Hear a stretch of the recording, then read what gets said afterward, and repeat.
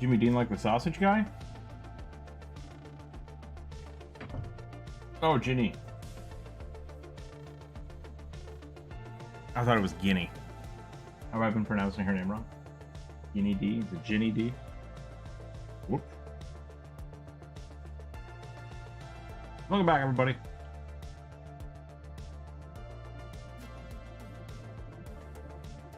What is wrong with pretzel? Let's try this again. Oh. Okay. Since I stuffed food in my mouth.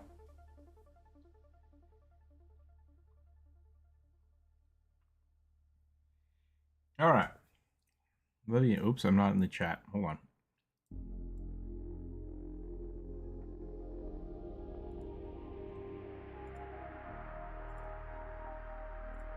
There we go. Hello, hello. Toaster Gopher. That's a name. Welcome in. I wasn't ready for Toaster Gopher. Now I am. It's a good name. Adam, hello. Aerith, hello, hello. Western Justice, welcome in.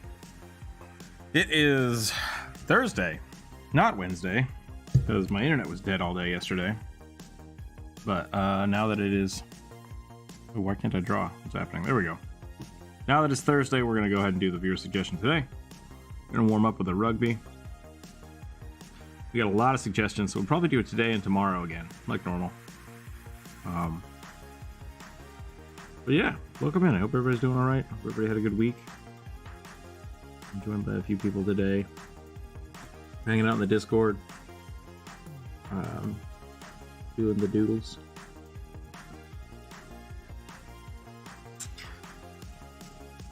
I haven't thought about what making I'm going to draw today. A false morel. False morel? Is it not really a morel? It's not. It's actually really poisonous. Oh. It seems like one of those dangerous things that everyone should know about and also never talk about. Yeah.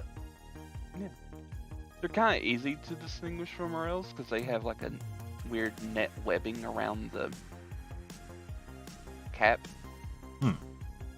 So I, at one point in my life, really wanted to learn about mushrooms and which ones to eat and not to eat. But I lived in a place that didn't hardly have any mushrooms. Like, there's only one type of mushroom around my house. And so then I would go to my grandparents' house, who's just like tons of mushrooms. And I would get so overwhelmed that I would I have no idea which ones were which. My mother was always like, oh, look, I picked this and we can eat it. And it's like, that's great. I don't know. I don't feel comfortable trying to do that. I had like a poster of all the different poisonous mushrooms in Idaho. And I feel like I never saw any of them. And so I was always like, is there really just no poisonous mushrooms around here? Or I'm an idiot. So I have no idea. Green Color Geeks and Nerds, hello, hello.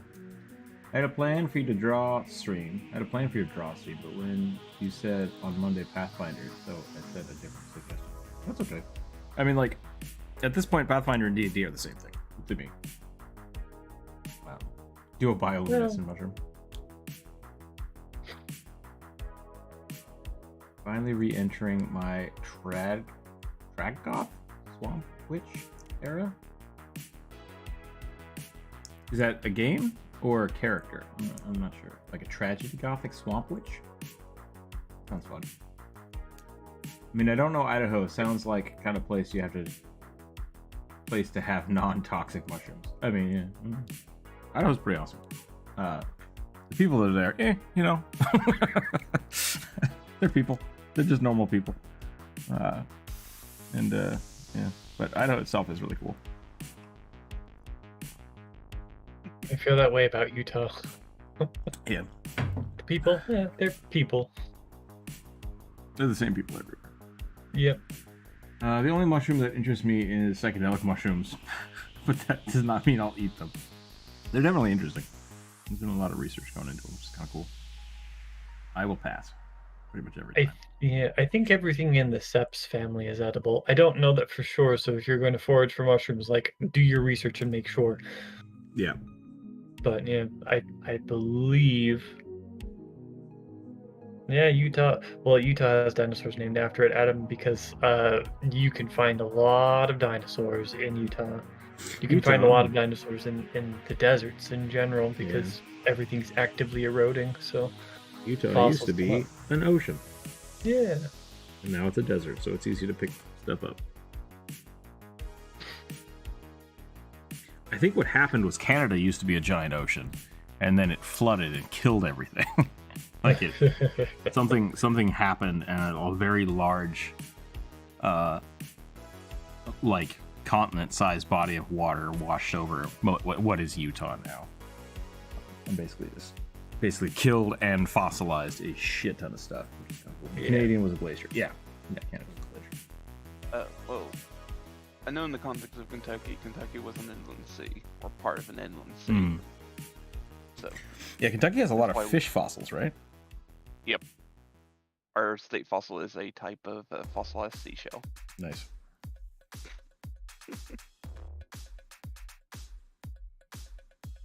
Utah's is probably the Velociraptor. The Utah raptor?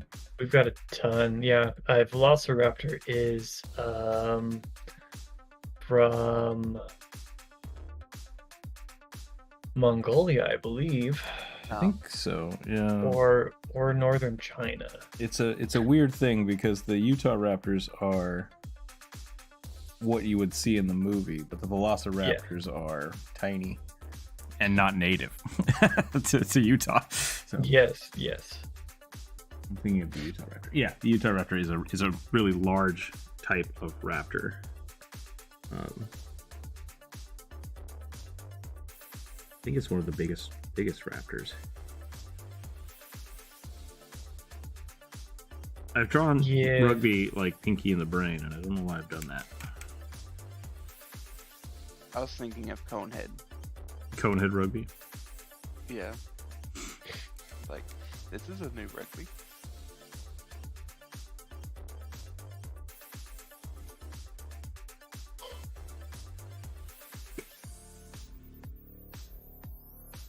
I keep being about to draw a mushroom cap and then realize that the line I'm about to draw is going to be the most penis-shaped thing ever, and hesitating. I've redone the how to draw video a few times because of that. I think I settled on what is it? Shoot. I was trying to think of a good draw a penis analog for how to draw videos because everything starts with a penis. And I was like, I don't want to say that on YouTube, but I might just have to. I'm not sure which is more appropriate, telling people to draw a penis or draw a dong or a wang. I'm like, which one of these words will get me demonetized the fastest? I can't decide. Fuck, probably. Probably. Demonetized video. Everyone, send me those super chats. Keep the video alive. Thanks, period. Always happy to make things blue.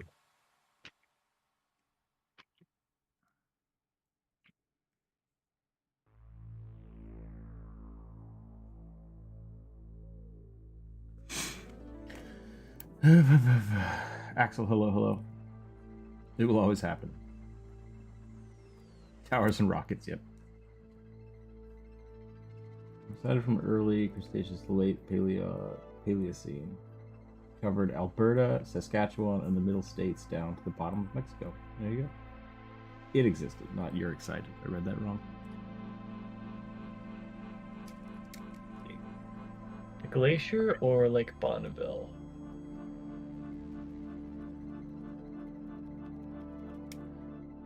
I need to read chapter 1 and 2 of my textbook for a test tomorrow. And it's backordered for like 8 weeks. But I guess there's a free preview online. Yeah, usually what I had to do for that kind of stuff is I would have to go to the library and see if they had a... they might have a PDF on file that you can check out. I knew a handful of people that would just check out their textbooks from the library for the entire semester, and that was a pain in the ass because then no one else could use them. Our library didn't have our textbooks. There were a handful. I had one professor that said, "Hey, so we're writing a new textbook, and so I'm going to require the old textbook because it's my textbook, and I want to sell out of them. We're probably not going to use it, but I'd appreciate it if you bought it." And I was just like, "Go fuck yourself," and I didn't buy it. So, yeah, textbooks are a scam for how much they cost. It's very frustrating. My alma mater just gives up the textbooks. That'd be nice. There's no buying of textbooks. Yeah, I spent, I think, $1,200 on textbooks one semester. I was not happy about it. I think the most I ever spent was like $600. But... That did not include my $900 lab fees either. Yeah. I remember it was really funny because I had just bought a stack of textbooks, and I was walking home because I didn't have a car at the time. And I got a phone call from my bank. They're like, "Someone just emptied your account." And I was like, "Yeah, that was me." Like, "Are you sure? Did you buy these things?" And I'm like, "Yeah, yep. I'm holding textbooks. I spent all that money." They're like, "Oh, okay. Well, have a good day." All right. Yeah, I saw textbooks listed for $500 single textbook. Yeah, it's really super weird. I don't like how textbooks are worked. There's also a lot of those tree mushrooms called tree sponges. Tree sponges? I have not seen those. Especially like science textbooks, they're always so expensive. That was always the time I took biology was like the most expensive book I paid for. Like, yeah, this is a scam. I'm glad I'm not a science major. You charge whatever they want because people have to buy them. One of my, I had a psychology class that started trying to put, like, you have to buy this book, and also you need to, when you buy it, it comes with a CD that has access to the thing online. They basically made it like a loot box. Or like a game key so that you couldn't resell the textbook. And it's like, I don't want to do that. And they're like, "Sorry, you have to do that to take the class." I'm like, "You guys are ripping me off."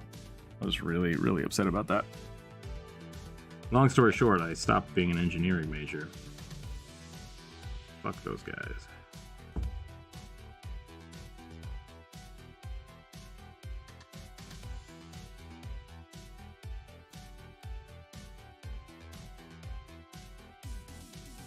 I often wonder what would have happened if I had continued on in the biological systems engineering program.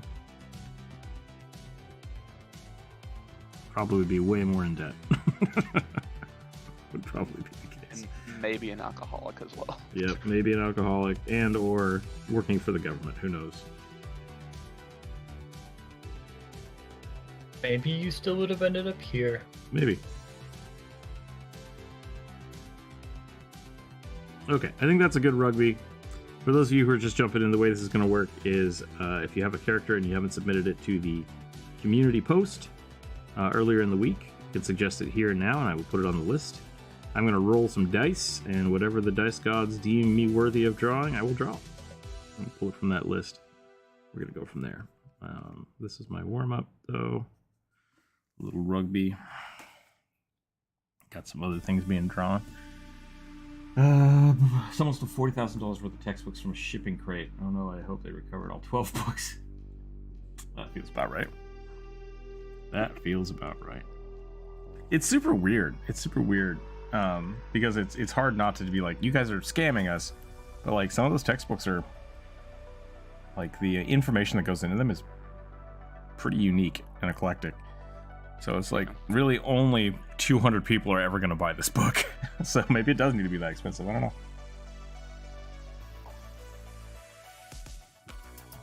I just know the ones that have really good pictures are more expensive. Yeah. Yeah, I think that my art history textbook is the most expensive textbook I ever bought. The thing by itself cost like, I think, close to $800. The author makes $5. Oh,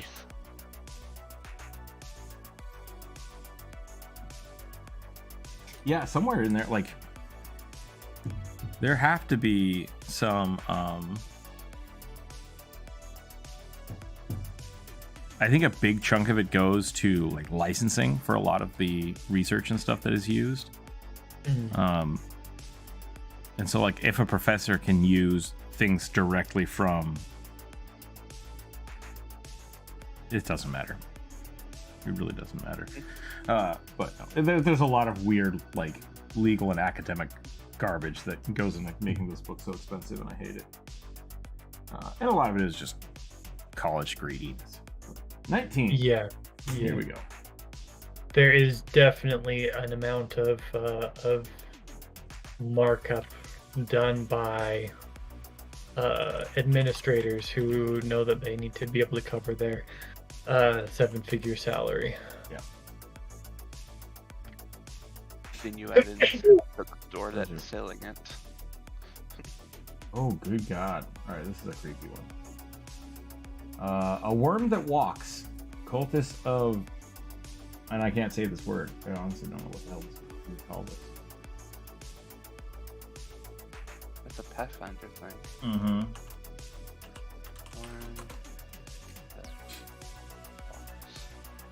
I think you can become one in Wrath of Righteousness. I think so, yeah. It says, the worm that walks cultists of Thusk Chun, which is a slug creature. So I'm not sure which part of this is supposed to be the worm and which part of this is supposed to be the slug. College is a scam. You need to take 20 classes when you want to do just a simple thing like art. I mean, yeah. I don't want to like disparage people from going to college, because it can be an amazing experience. It can be a really good opportunity to learn how to learn. I have done both. I mean, I have an associate's degree from a tech college, which taught me some Photoshop stuff. Didn't get me a job. Then I went to college, got a bachelor's degree, and that got me a job at the university, which then got me my master's, which then, after graduating, I lost my job at the university and went back to working in kitchens. So, like, life is a weird thing. College is not for everybody. It can be super awesome. It has been very successful for a lot of my friends. Bri, hello, hello. The massive slugs with a vague shape of man. Okay. I think there are definitely college scams out there. And I think if you don't know what you're doing, sometimes it can be detrimental to going to college. But if you know what you want to do, find the best college for that. And that sometimes can be like a tech college, and sometimes be like a full 4-year degree. I wanted to go to DigiPen really bad, which was just directed at art. They're like, you're only going to do art. We're going to teach you art. It's going to be great. It takes 2 years, and then you're going to have a job at like Pixar. That's what they were promising. And I'm like, that sounds awesome. Like, yeah, it's $150,000 a year. And I was just like, hard pass. So yeah, like, it's all kinds of stuff. Bri, how are you today? I hope you're doing well. We're drawing a slug monster next. I threw in a few pictures in the chat voice channel. Ooh, that one's cool. I like that one.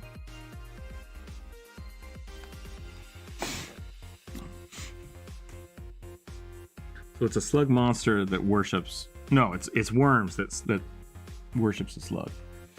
I went to art school, but would say that I learned mostly from the internet and just putting in the work. I had done a lot of what required for for-profit school, and I wouldn't be in the industry. Yeah. So many ferrets. It's just instead of worms, it's just nothing but ferrets.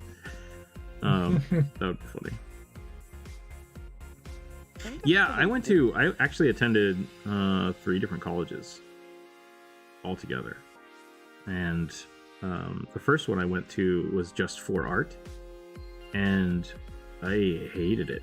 I hated it with a passion, and it made me push away from art because they just wanted me to.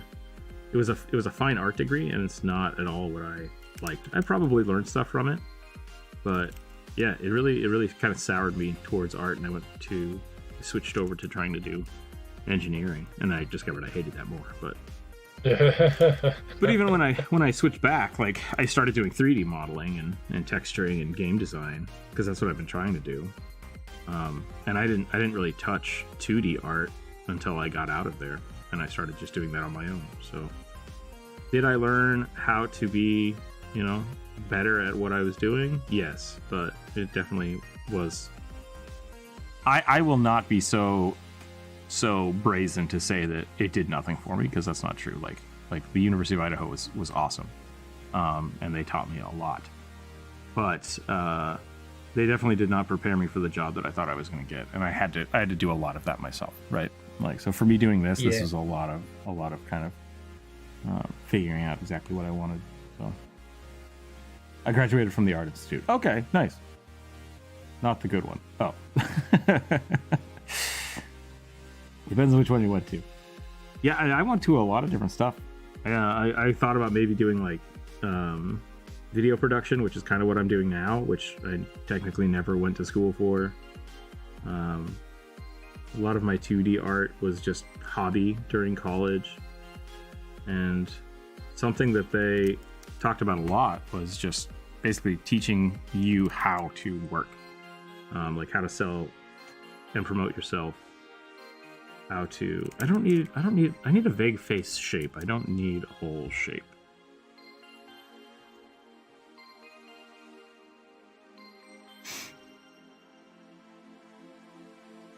Do you remember the demon from Constantine, the live action movie? Yeah. Yep. That's kind of just what I'm thinking of. I really just want a cloak with like tons of goo. Cloaks are hard.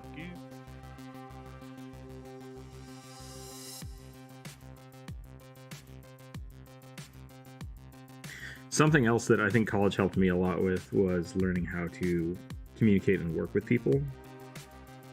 Something I actually specialized in, which is what got me the job at the university, which was involved like teaching and working with other scientists and stuff. I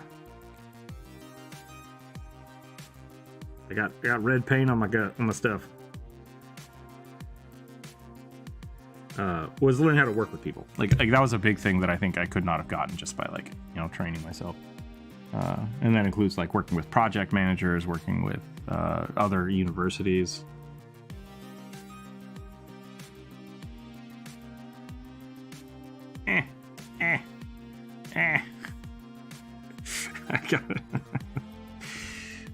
I got the splash spill over.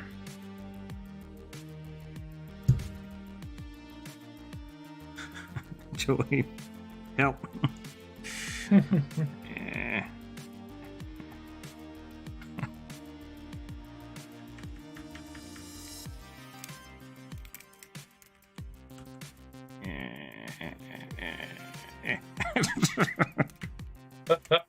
Help.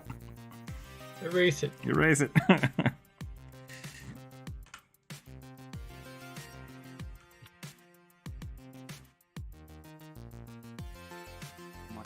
Uh-oh. All right, I guess I'll just move my stuff. All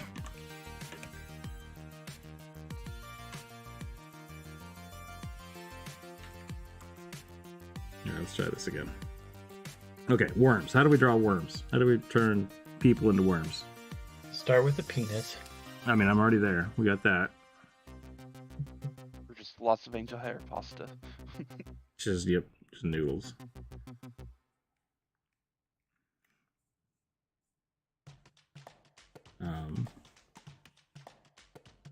I do 3D art for games, but have gone back into the 2D mostly from study. Yeah, I need to learn how to take feedback in school. It's great for that. Yeah, school is really good for that. That was something that I think learning how to give and take critique is kind of really important. And that's, I think, the biggest thing that like freshmen really suffer with, especially if they've come up in a way where it's either been like nonstop which I think this was my problem. Like I had lots of praise moving forward. Like growing up, everyone's like, "Oh, you're an artist. That's great. You draw great." And it's like I never really had to push myself to progress. And so I had like really stagnant art skills because I didn't have anybody that was better than me around me. And school was really good for kind of smacking me down. Whereas other people I also see like are really passionate about art, but so self-conscious and so self-defeating that they don't progress because they don't want to share their stuff. And it's like, in this situation, you need to do that. You need to share your work and you need to get feedback from it. Yeah, Learn how to take that's where I was because when I grew up, like everything that I drew, I got nagged like I was the girl everybody wanted to sleep with. So everything that I got was, oh, that's really nice, but you know you could have done, or that's a cute effort. What if you tried this? I think that would be better if you did this. Probably will only be on my phone account today. Very tired. Got a few things around the house and then lie down to bed. That's not bad. You know, take some time. It's a Thursday. Yeah. It's a good day to take a nap. That was me yesterday. Drew is drawing a Hollow Knight crossover today, and I love it. The interesting thing would be that you recommend doing in college to help develop those skills, working on a team and such. Do you think that'll just happen, like no matter what majors take? A lot of good colleges, like that's kind of their main focus, and especially like studio projects. If you're doing an art major of any kind or an architect major, they usually have focus on studio projects to do that. I'm kind of abrasive. I have an issue with tact, because I want to be like very honest all the time, and that was bad. And so with that though, it made me, people kept pushing me to be in like the leadership spot, which I think eventually got me, my job and my teaching stuff. And so that was really cool. Like a lot of my mentors were trying to basically help me develop that. And I got put in those positions because I kind of took them naturally. So really what it is you are going to get, if it's a good school, you are going to get group projects, right? If it's an online thing, maybe not as much. But it really is that you're going to get out of it what you put into it. So if you want to be working on group projects and get better at it, you need to like step up and try to do that, right? Because there's always going to be someone in a group who doesn't really want to be there and isn't going to participate, and it's just going to like, here's the work I'm done by, and it's like, okay, you didn't learn anything, great, whatever. But so it really is like, talk to your teachers, talk to your instructors about it, and be like, hey, I want to get better at working with groups. How can we do that? And then it might be that they change the curriculum to help you do that, because that's kind of their job, is to facilitate that. Versus older like public schools. Sorry, Drew. Yeah, the red lines are gone. You can move your airdrop again. Okay. Yeah. Sorry to interrupt. Public schools really are just, trying to get the bare minimum out of, make sure these people know math. Okay, go. So it's college is kind of cool because you can specialize into what you want to do. It's just a matter of trying to get that to happen.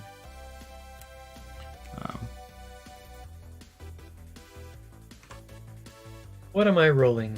D20, I guess. D20, okay. 16. 16. Let's see what we got.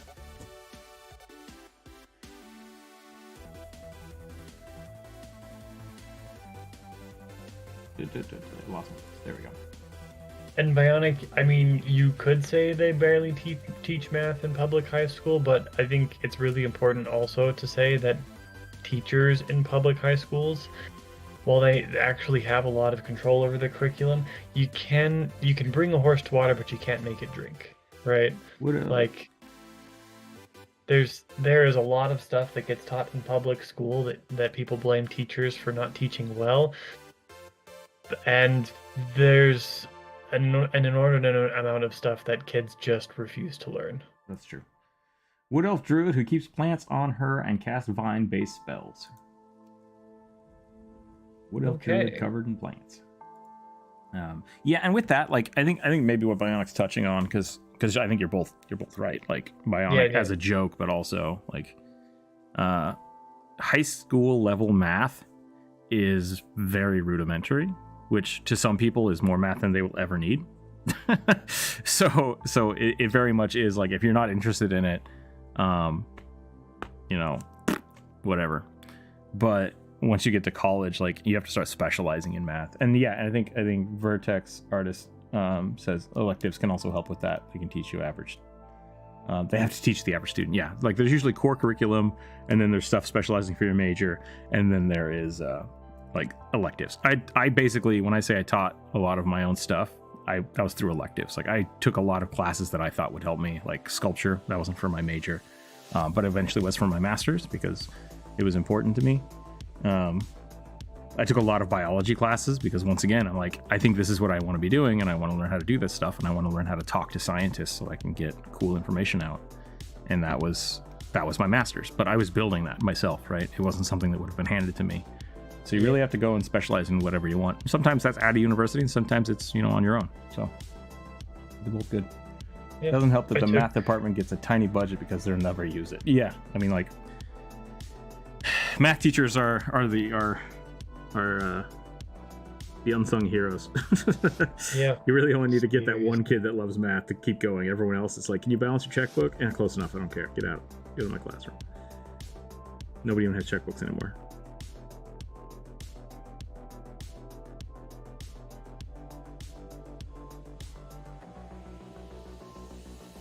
I just want a class that does nothing but teaches you how to do taxes.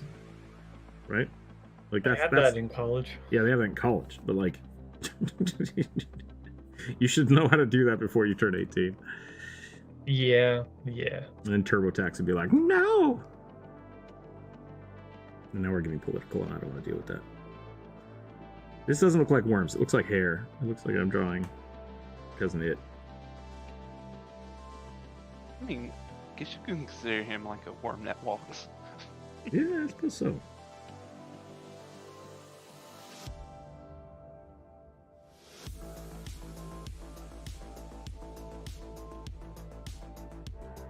Speaking of Addams Family, is anybody watching Wednesday? Yeah, I finished it. It was pretty good. I feel like the writing was a little strenuous at times, but it was good. Overall, I liked it. Some of the psychologists I follow on YouTube, did a review of the scenes with her therapist. Mm-hmm. And I was like, "Oh, this is the horror show. That is a terrible therapist." Yeah, I really feel like they pushed the red herring a little hard. Yeah. It's probably my biggest complaint with it. And then my little side like nitpicky stuff is, which I think is kind of fair to the series, is that I can't tell if they're supernatural or not. Like the balance between the world is normal and no, werewolves are fine is just way too vague, and bothers me a little bit. I also slept through most of high school and somehow graduated magna cum laude. There you go. Yeah. Wednesday's a neat series. Definitely more zany theater, which and I think that's kind of more unique to the original, which I kind of like. Which it honestly needs more of, to be honest. Less stuff to make itself more serious. Yeah, if it was 100% depression the whole time, I don't think I would have enjoyed it as much. I didn't really like Morticia, Fester, and Gomez. Yeah, it was a little weird. It felt a little off to me too, but I had to look at it as a retelling of something from Wednesday's perspective, and so I was like, yeah, it's okay. Like maybe we don't need super suave Gomez anymore because it's not about Gomez, it's about Wednesday. So I was totally fine with that, but it was a little off-putting initially. It also was kind of harking back to the old comic style of Gomez and Morticia, where quite literally polar opposites of look. Initially, it was like I was sad that Pugsley was this like kind of whiny little normal kid. Like that's the thing that bothered me the most, right? But at the same time, it's like, you know what? That's okay. It's once again, it's from Wednesday's perspective, and if that's how she sees him, that's how she sees him, and that's fine. Overall, I really liked it. I really enjoyed it. But yeah, it looks like fun. I think Jen Ortega did a great job. Yeah. Christopher Nolan will always be the best Fester. But I mean, like, that's not really fair because Christopher Nolan is like the best at everything he did.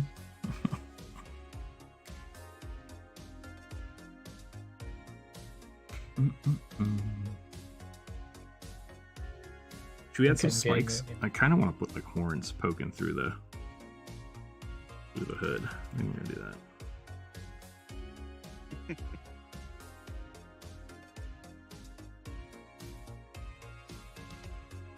Yeah, I really like that. Those ones were good. Nope, not Christopher Nolan. I was gonna say I was trying to think of the right name. Christopher Lloyd? Christopher there we Lloyd, go. that's right. I was like, who's Christopher I mean, Christopher Nolan is I a director. Yeah, he is. And I'm like, I think Christopher is right, but I couldn't think of it. And I was like, don't say anything until you know what you're talking about. I apologize. I apologize for my brain. It is Christopher Lloyd. I do love Christopher Lloyd. AKA Rasputin from Anastasia and Professor Plum from Clue. Have you guys heard the really kind of depressing side of Back to the Future? No. So there's a lot of like Deus Ex moments where Doc just comes in and saves Marty at the perfect right time. And there's a theory that the reason he's able to do that is because he has a time machine and he keeps fucking up. So like every part where Marty should have died, he does, and then Doc goes back in time and saves him at that point. And it's just like, oh boy. We don't get to see the Groundhog's Day cut of this movie. But like, so Doc is really kind of a tragic, messed up character. Right, Scott. Yeah. Crap, I sent this child back into the past, and that was a mistake. Yep. Gotta fix that. Nope, I'm responsible for that. This was a bad idea. Oh, gotta fix it. Yeah, no wonder he's insane. He's Rick Sanchez if he had an actual moral compass. Well, that's the other way around. Rick Sanchez is a non-moral. Don't look that up, by the way. Don't look up the original Rick and Morty episode where he was Doc Brown. It's not good. It's really bad. Jeez. It's messed up. Yeah, I'm very surprised that show got greenlit based on their pilot. But it was supposed to be Back to the Future, but with dick jokes. Was essentially their premise.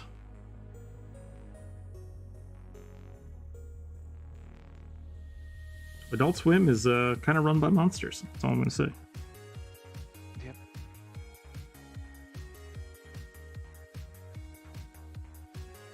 Tina Fey said something very interesting about comedians, which is basically that comedians are the most jaded people on the planet, and comedians know that if you want to make an audience laugh, you on an SNL sketch, you get the biggest, beefiest, like most unhurtable person you can, like Dwayne "The Rock" Johnson, dress him up like a grandmother, and push him down the stairs.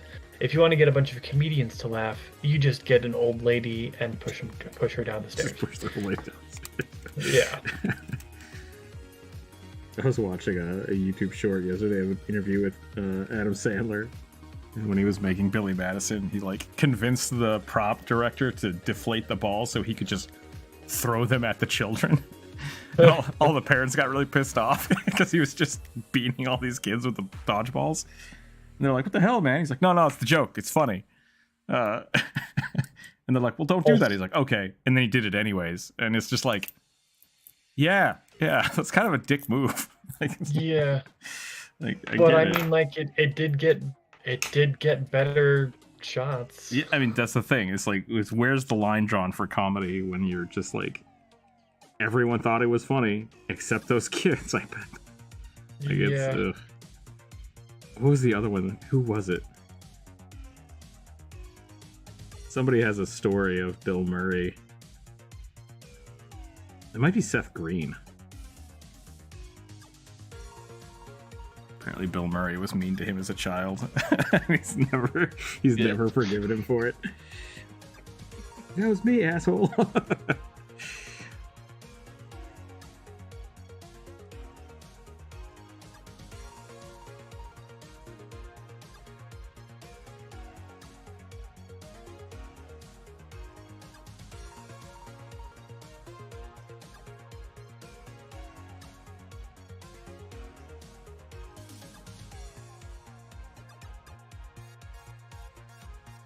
Comedy doesn't have to be about other people, but for some reason it's funny when it is. Jacksepticeye's into that too, like whenever he does the try not to laugh videos. It's like kids falling down is the funniest thing in the world to him. And I don't it's like okay. Yeah, it's inherent. I mean, like America's Funniest Home Videos was based around people getting punched in the nuts, right? Like like it's there's something cathartic about watching other people get hurt with the assumption that you have no idea whether or not they're fine. And it's like, oh yeah, no, that's comedy. If somebody gets hurt but isn't actually hurt, then it's funny. And it's like, I don't know, that doesn't feel right to me anymore. But how many times have I drawn rugby like getting eaten by mushrooms? So like there's some semblance of it. It's like and I think that's why like comedy can be cruel, because it's easy to toe that line and then, you know, take the wrong step, go a little too far.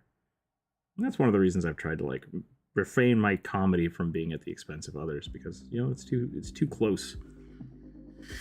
It's too easy to cross that line. But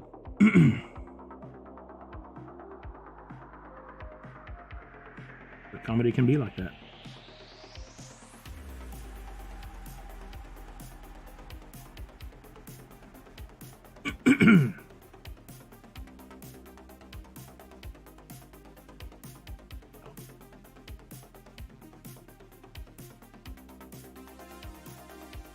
So is the worm that walks actually just a bunch of worms, or is it one worm? I think it's kind of like a hive mind thing that is like a swarm of insects or worms that kind of just not congeal, but walk around in a semblance of a human body. There's a Halo monster like that, which I dig. Big hunters are just like suits of armor full of psychic eels. For Gemma, it's car crashes. What? This supposed to be German? Gemma? I don't know what that means. I'm sorry. Jerma. I forget the movie, but the actor, ex-boxer, got slapped because of the prop, and the real knife got swapped with an accidental one. They didn't realize it ended up cutting the film. Oof, that's not good. And they noticed the blood wasn't fake. Mentos and Pepsi videos make what people shopping with food stamps.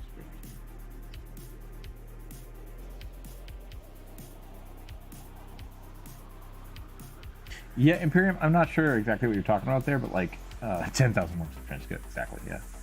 Yeah, I'm not big, like when I was growing up, Jackass was kind of becoming a thing, and like Viva La Bam was really popular, and like all of that prank video stuff continued into YouTube, and I hate it. Like that's something that I'm like vehemently against, is prank videos of any type, because either A, you're saying that it's okay to be a dick to people, which I'm not okay with, or if you're saying like, oh, it's fake, we stunted it all, we made it all up, it's like, well, then you are lying to people saying that it's okay to be dicks to people in a way that is fake. And so it's like it's a rough thing. People can make them if they want. I don't agree with them, and I hope nobody ever gets shot, because maybe it's just growing up in Idaho. You don't be dick to people on the streets. Like, you don't do it. Roll the 6. What am I drawing? Let's see what we got here. Idaho and Texas. A Galoma Earth Druid. Galoma are the Pathfinder 2nd edition race with like their bipedal horse heads. Space horses? Yeah, space horses. They've got, but not from actual space. No. How many eyes do they have on the front? And then they've got a mane of eyes. That's the thing I always saw was like the giant weird horse head with billions of eyes. I love it. It's a very cool race. Someone did get shot doing the cheaters show. Oh, there you go. Not cool. Like, it's just I think Penn and Teller did the best.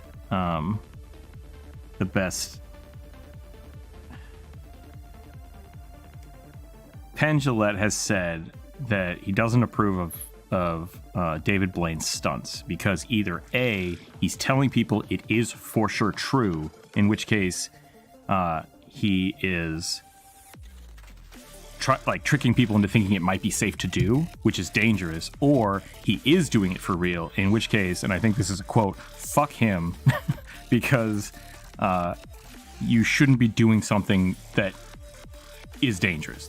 You shouldn't give people the chance to actually see somebody get hurt on TV. That's just irresponsible and stupid. And I love Penn and Teller. They have a really good bit with a nail gun that looks super scary, but that's his mentality. He's like, my tricks cannot go wrong because like it's my responsibility to make sure they do that. And he believes that magic should always be safe, and if you can't do it safely, then it's not a good trick. So, and David Blaine loves to like, let's see how close I can get to almost killing myself. It's like, that's not cool. Like, I don't want to see you film that. I don't want to hear you talk about it. So, yeah, not a big David Blaine fan anymore. But yeah, I think that's the thing. Like, if you follow the golden rule, right? Like, comedy can be great as long as you're not being a dick, as long as you're not exploiting other people for it. Magic is amazing. I love watching magic shows, magic tricks. And they should never be exploitive. They just shouldn't. So I think as long as you're following those golden rules of just never be a dick, you don't have to worry about that stuff. And I think a big part of that is why people today are like, oh, comedy's not as... You can't do as much as you can in comedy anymore. And it's like, well, yeah, but you don't really need to. Like, a lot of the old jokes, like Red Skeleton jokes my family loved growing up. It's like, some of them are not great. And really, it's like, yeah, we don't get to make jokes about things anymore. It's like, yeah, but the thing is, like, it was funny to you, but it really wasn't funny to a lot of people. Like, that's the thing. So yeah, you're sad that you don't get to make fun of people anymore. I think that's okay. I'm okay with that. You know, Yeah. It's like, just because something could be funny to you doesn't mean it has to be done. And I think that might be part of the reason that Adam Sandler kind of fell off. Like, at the time, he was really popular and he made a lot of movies, and some of them are pretty funny. Like, Billy Madison's still funny. Yeah. But like, the means of doing that, yeah, you don't do that anymore because we realize now maybe some of those kids didn't like getting smacked with dodgeballs. Maybe they're fine with it. Who knows? But, like, you know, figure that out. Yeah, maybe one of those kids learned actually that they were really interested in MMA just because, like, of the rush of getting punched in the face. There's some cringe comedy in the last millennium. Yeah, you know, I'm not a big fan of, like, The Office, the same thing. Like, I never was much into that because a lot of it is just, like, self-deprecating comedy. And I have a hard time with Seinfeld. I can't go back to Seinfeld. Oh, man. Yeah, Seinfeld was just an asshole. Like, I mean, that was the whole premise of the show, is like, yeah. so these guys are a bunch of assholes. And it's like, yeah, I don't want to watch that anymore. Like, it's topical, but it's topical because we're all kind of assholes. I really like Jerry Seinfeld. Like, especially, like, hearing him talk and like, seeing his stuff now is really, really poignant to me. And I think it's good to have that. Yeah. That site, but like, yeah, I don't like watching Seinfeld. I have seen every episode of Seinfeld. I watched a lot of it as it was coming out on the air. Yeah, same. I don't ever want to watch it. Same thing with Friends. Like, I've seen every episode of Friends. I'm good. I never want to go back to that.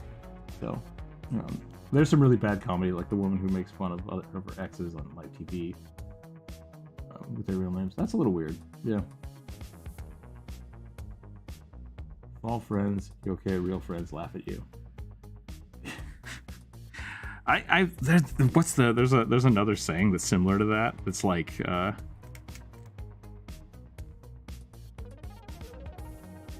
I've definitely been one of those people that, like, to my guy friends, like, we were just assholes to each other. And then later in life, I realized, like, you know, you and I aren't really friends, are we? Like, we kind of just don't like each other. So, yeah.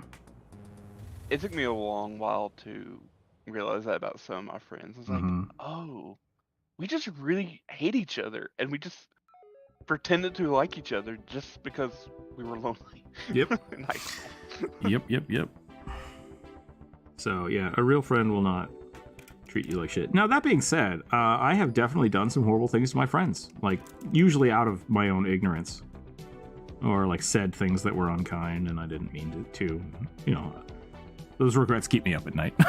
that's I think that's a normal human response, especially as you get older. But I think for the most part, like, the friends I've had for a long time, like a long time.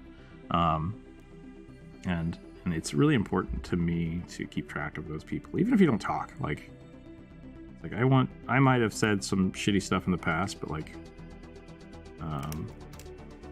it either A, wasn't intentional, or it was very purposeful, and, you know, maybe that's why we don't talk anymore. So I think it's good to kind of check in on people from time to time. And if you go years without talking to somebody, that's okay. Like, that happens. As long as you are actually friends, you know, you can always talk to each other again. It is weird going from, like, hanging out with people every day for years and years and then not seeing them for a long time. But that's just kind of the way of growing up, and D&D is the same. Yeah. It's like, it's okay to take breaks from D&D, and sometimes it takes years to come back to, and sometimes you're not the same character when you come back, and that's normal too. D&D and life, they're the same.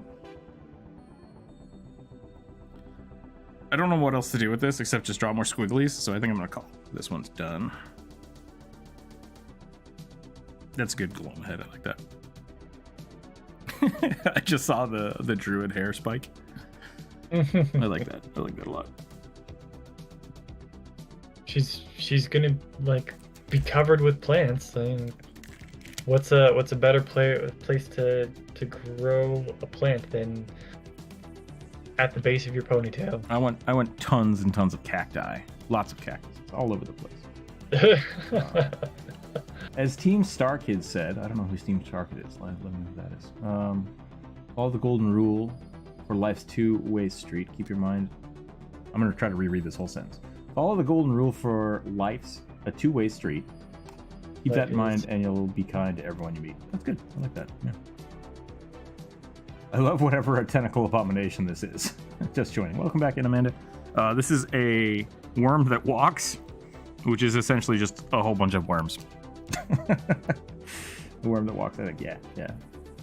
Well, I also have friends where we joke about a lot of things kind of off limits. Normally, insults are a big part of it. Yeah, I mean, you can have a lot of fun with people without being mean to them, and it took me a long time to figure that out. Especially, like, one of the kind of no-nos we have in the channel, especially in the Discord, is like, I am a huge I do not like self-deprecating humor anymore.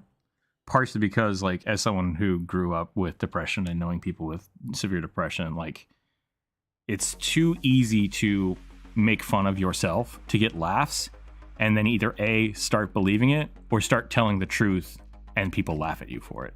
So whether or not self-deprecating humor is funny to you or in your friends group, I don't like it, and I will usually speak up if someone starts, you know, trash talking themselves. It's too dangerous. It's a dangerous thing. Don't do it. Yeah. Well, I was talking with my girlfriend about this yesterday. Most of our friends from our hometown were more just enemies of the same parties. Yeah, I mean, that definitely happens. Like, it's weird. It's weird growing up, especially around the same people. So, like, I've had a lot of friend groups kind of grow up and go to college together, and then all of a sudden they move out. Like, oh, we never see each other anymore. So yeah, it's just kind of how life goes. But, like, it also kind of shows you the people that really gave crap, right? Like, Yeah. it's like, oh, you know what? A lot of these people in high school, I don't remember their names. That's weird. I was not a good friend to them. I hope they're doing all right.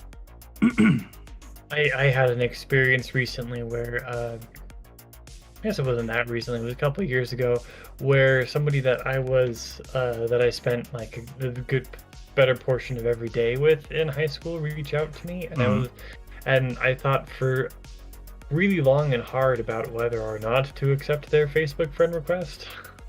Interesting. Because, like, I mean, this person, ostensibly they were my friend. They were the few people who actually was willing to hang out with me in high school.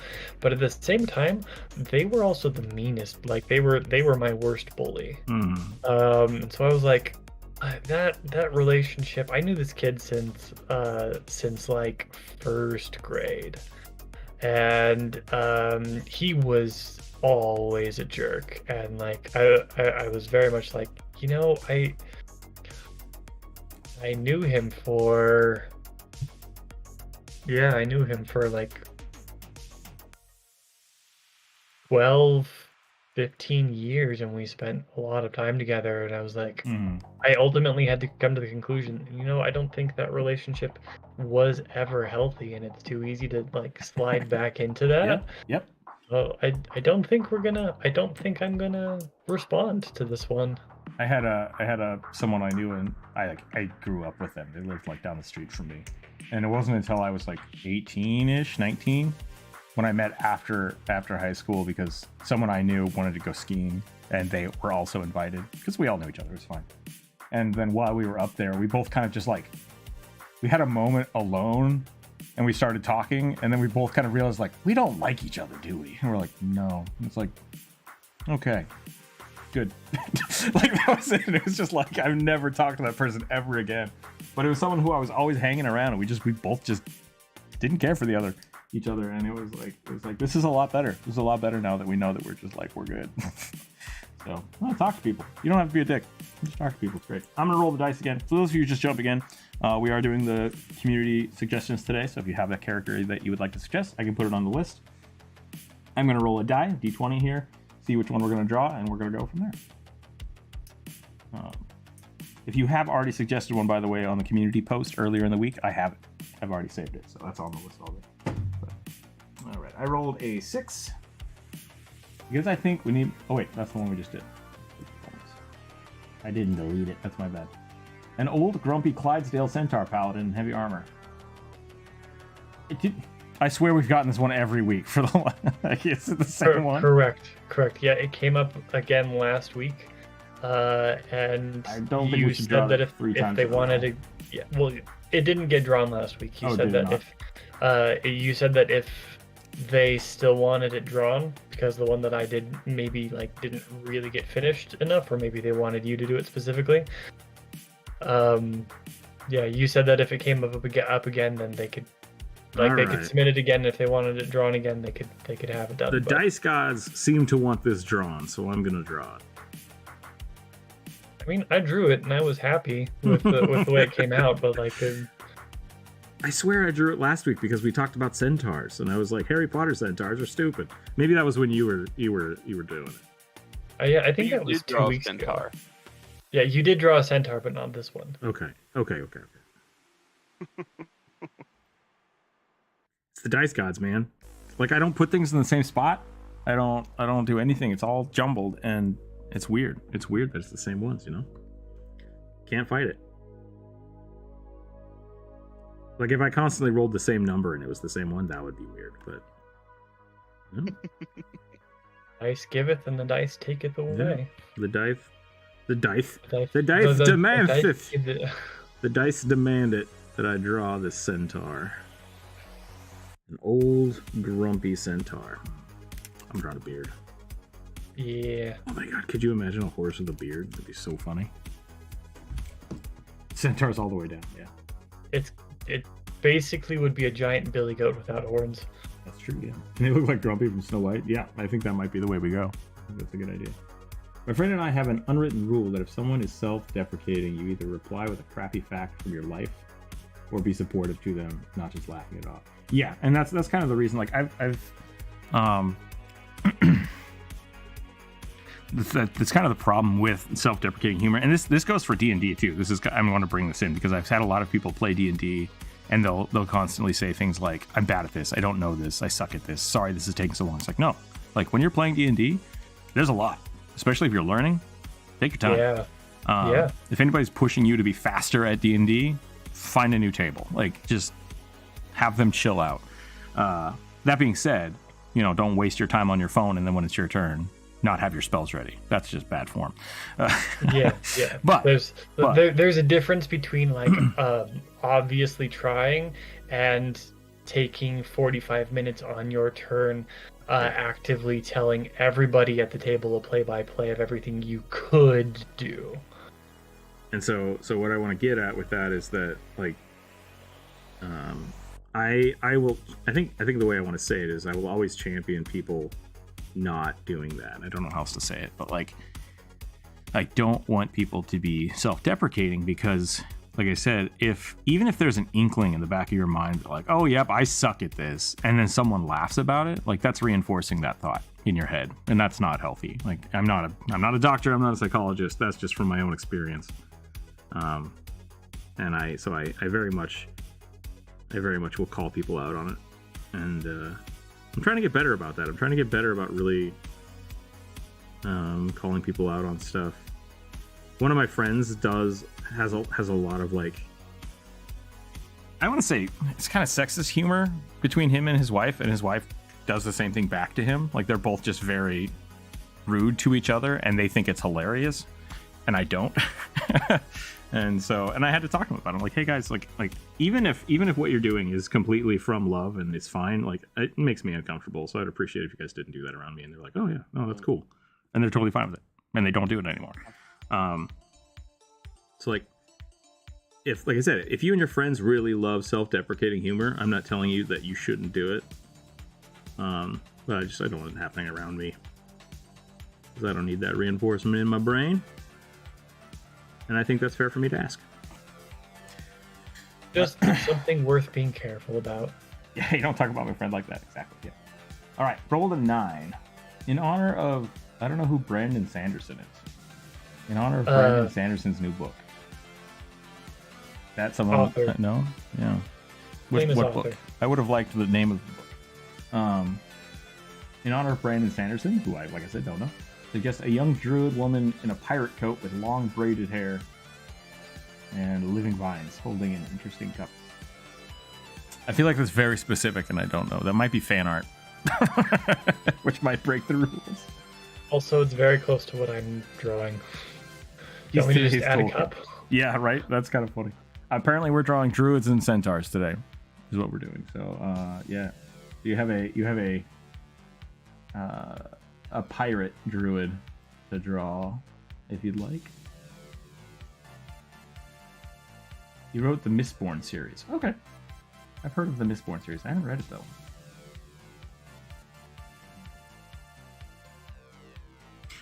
Let's see.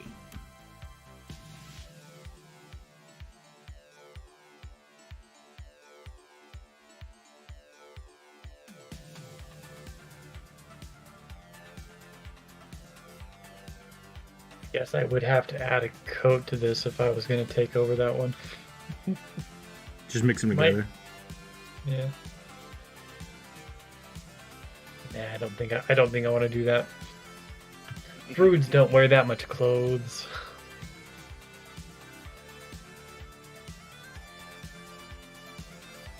Unless they're Arctic druids, and then they kind of need to.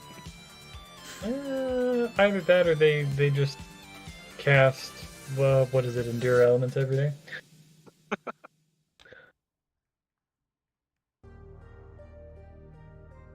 Look, if I had that spell, that's what I would do. There's Endure Elements, and then there's just, like, being wet. Yeah, this isn't gonna kill me, but I want an umbrella, Sometimes it's nice to just have a jacket.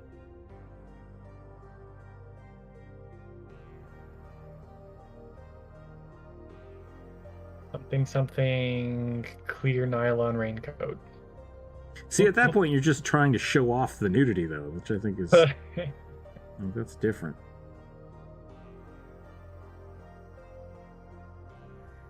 Also very much in Drew's wheelhouse. Yeah. But there's gotta be at some point of like, I want to be naked versus like I want to show everyone my dong, right? Like there's gotta be a line. Yeah, there is. What was that? Someone was saying like, oh man, I don't remember who it was. If they looked as good as The Rock, they would just never wear a shirt. Just never. And it's like, yeah, I guess. But like that, I think, is pushing into the like showing off, right? Yes. I think they're both fine. What do you call a horseman with a penny? A centaur. Nice. I'll show myself out. Have a good day. I have to tell people reflexively, don't worry, I'm worse, when a remark comes out of left field. Yeah, Brom, it's weird. Like, it's... I've known a lot of people, and for a while, myself included, that were, like, very quick to just shit on themselves, and I'm not here for it anymore. Like, I'm gonna call people out every time.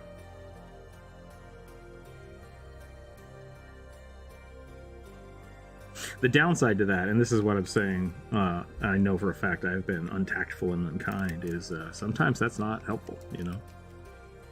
Especially when people are... like, that's how they've made a life for themselves being funny by making fun of themselves. And then when you tell them that sucks and it's awful and they shouldn't do it, they get very not knowing what to do with themselves. And it's like, I don't want to make you uncomfortable. I just want you to not have to shit on yourself to no one has to make fun of themselves to hang around me ever. I want people to know that.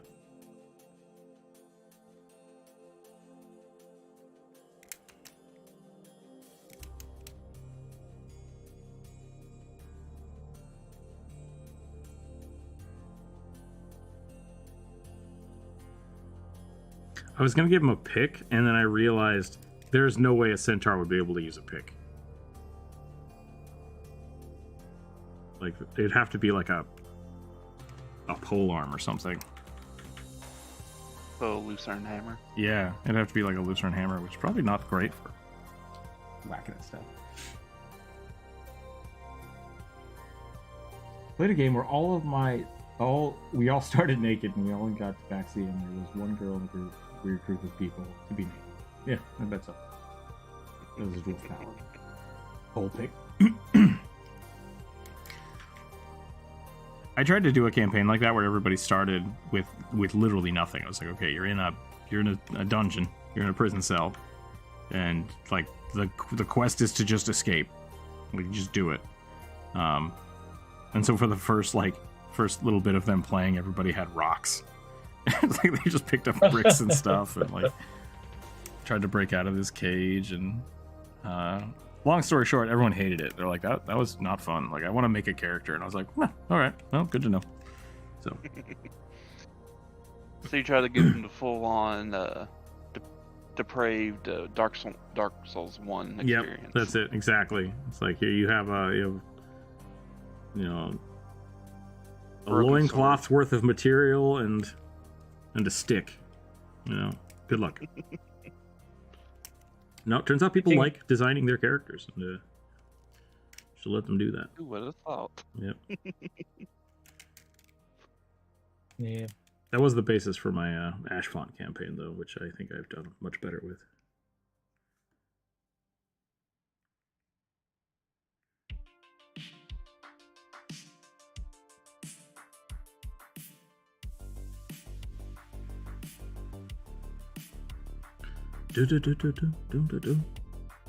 Hope everybody's having a good week so far.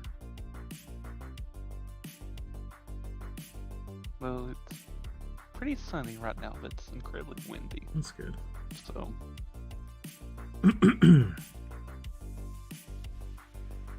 I have commissions and work lined up through next month, so it's going to be a busy February, I think. See how that goes. Finished up the Cosmoneer character for this game, which I still have not gotten confirmation that it is a physical board game or digital board game. So I don't actually know what's going to happen with that. But someone's 3D modeling it, and I'm super excited to see how that comes out. I'll share that with you when I can. Find a skeleton in your cell. His pelvis is a bunch of lockpicks. Yeah, exactly. Like, that's a fun way to start a campaign, right? Like, you get thrown in a prison cell with a means of escape. It's just like, adventure awaits. One of these jailers is not doing their job well. I have a belly dancer monk being naked and distracting people with a punch your way out of sometimes kind of normal for me. That's always fun too, though. A belly dancer more like monk or bard. That would be a good question. Like, yeah, is a dancer more of a martial artist or a bard? Why not both? I like it. It's hella dope. There were Celtic warrior women who fought naked for intimidation. I mean, anybody running at me naked would intimidate me, like, regardless of sex, I think. Especially if they have, like, an axe. Oh, yeah, no, I don't want to be there. Like, nothing is good about that situation. After searching for a year, I finally came to start therapy on Monday. Yay, yeah, good. I hope that works out for you. Therapy can be a long, interesting path, right? Yeah. That's not the right word. I don't want to say path. Experience? Journey. Yeah, there we go. It'll be a long, strange journey. I've known a lot of people that have gone to therapy their whole life. I've known a lot of people that refuse to go to therapy, and I know a lot of people that go to therapy for 2 weeks and then they're like, that's all I need. And I was like, cool. So definitely can be amazing for sure. Yep. It's definitely scary. It's definitely scary trying to figure that stuff out and deciding whether or not to do that. Give myself a glaive, they become a pole dancer. A polearm dancer? Polearm dancer could be a fun subclass.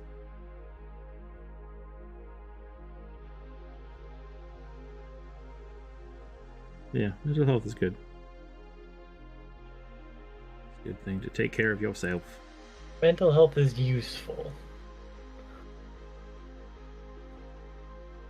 Yeah. I really want to start working out more. I notice myself a lot, like, not when I don't work out for too long, I start getting really, really depressed again. And it's like, nope, I need endorphins. I need to kick it up a notch. Yeah. I'm the same, except with anxiety more than depression. And a big part of that is, like, if I don't exercise enough, like, I know that I don't walk around enough. So I don't digest food well. Anyway, right? So, like, a big part of my anxiety comes from being constantly starving to death. I was gonna say, you're like a cow. You gotta churn. You gotta get those stomachs churning. Yeah. No, exactly.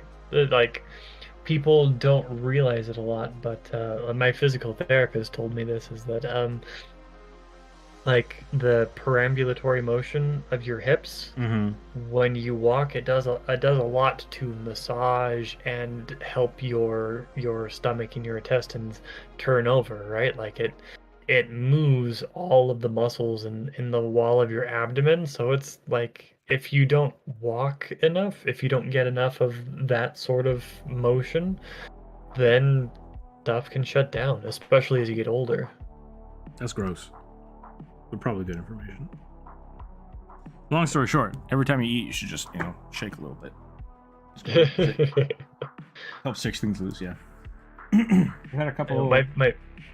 My physical therapist actually recommended to me that, she said everybody everywhere would benefit from, after they eat, not necessarily every meal, but at least one meal, lunch or dinner, everybody would benefit from just putting the dishes in the sink and leaving them for later and going walking for 15 to 20 minutes. I can try that. What does preambulatory mean? It means to walk, yeah. Preambulating is the... To perambulate. Yeah, to preambulate is the correct term, but it is to walk. It is just to walk. I don't think you can preambulate in a car. You physically have to walk.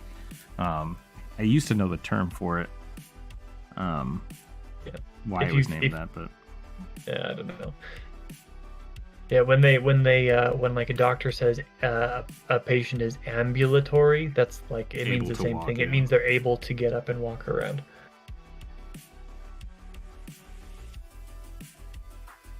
The more you know. Da-da-da.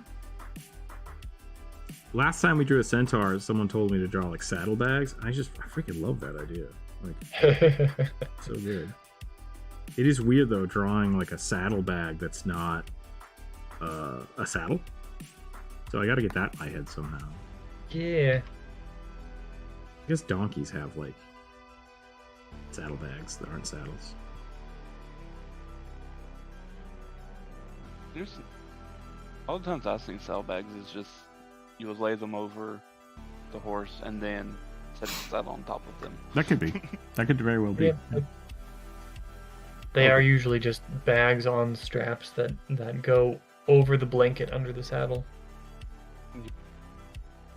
Didn't really know what to do with the last suggestion, so I stopped. So it doesn't end up just looking so bad. So I rolled a 15. Okay.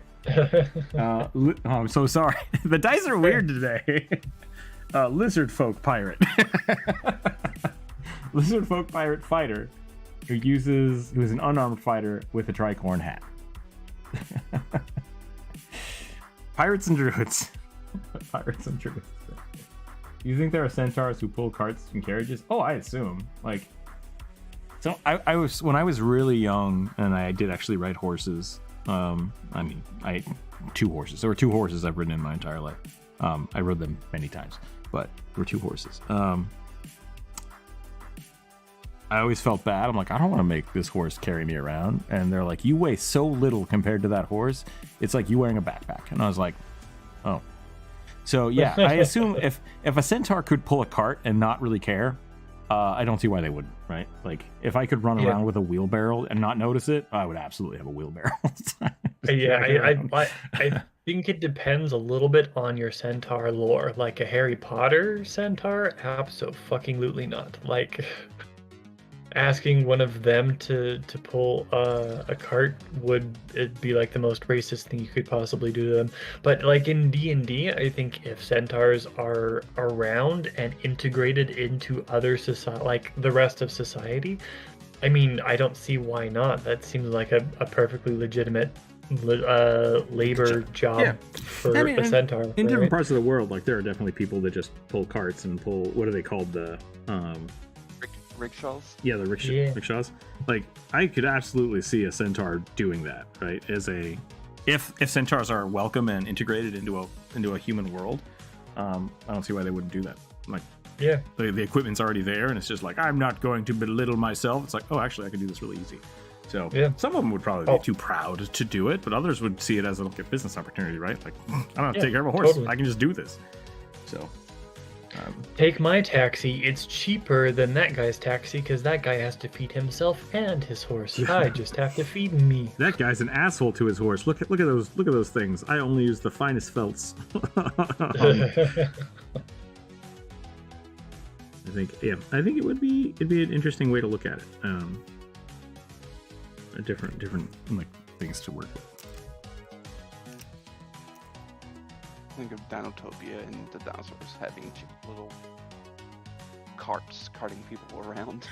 The dinosaurs in Dinotopia could talk, right? Yeah. Okay. Yeah. Dinotopia specifically is supposed to they couldn't speak English. They had a language that worked for both human and dinosaur mouths. Right, but the dinosaurs were intelligent is what I was going for. Like they were. Yeah.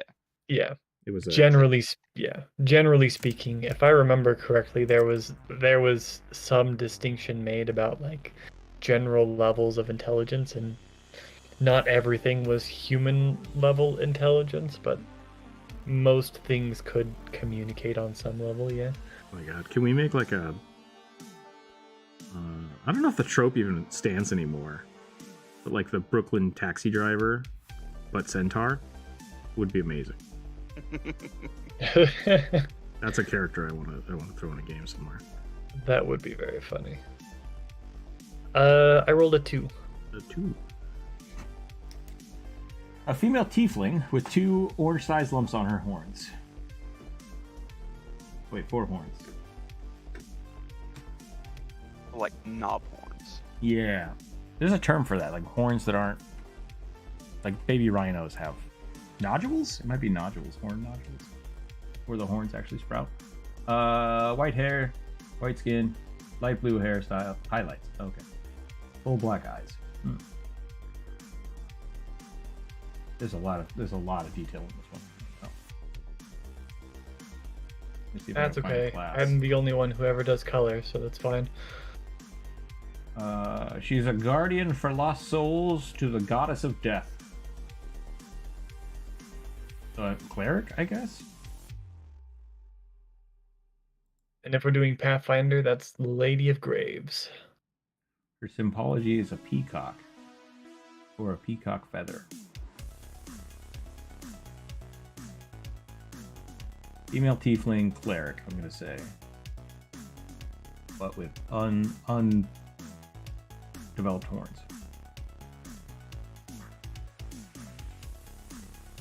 Budding horns. Budding horns, there we go. I need to see an 80s taxi centaur, yeah. They'd have to be smoking, he's just got a big old pipe. In Dinotopia, they had to use written language to communicate.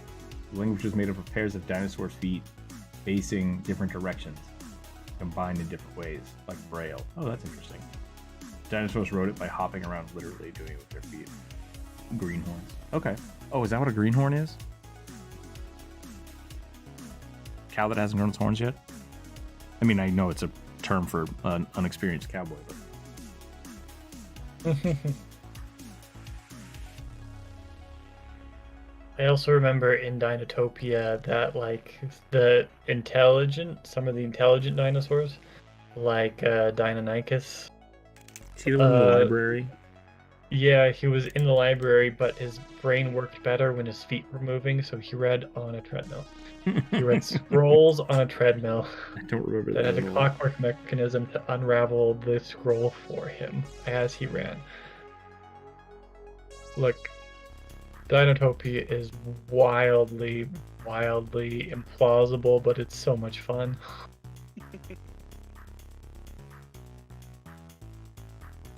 I'm gonna give this guy, like, scars.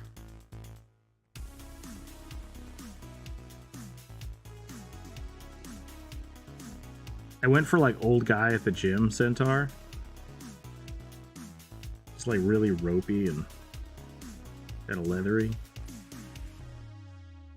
That's okay. I'm going Hatsune Miku with this, so... with mine.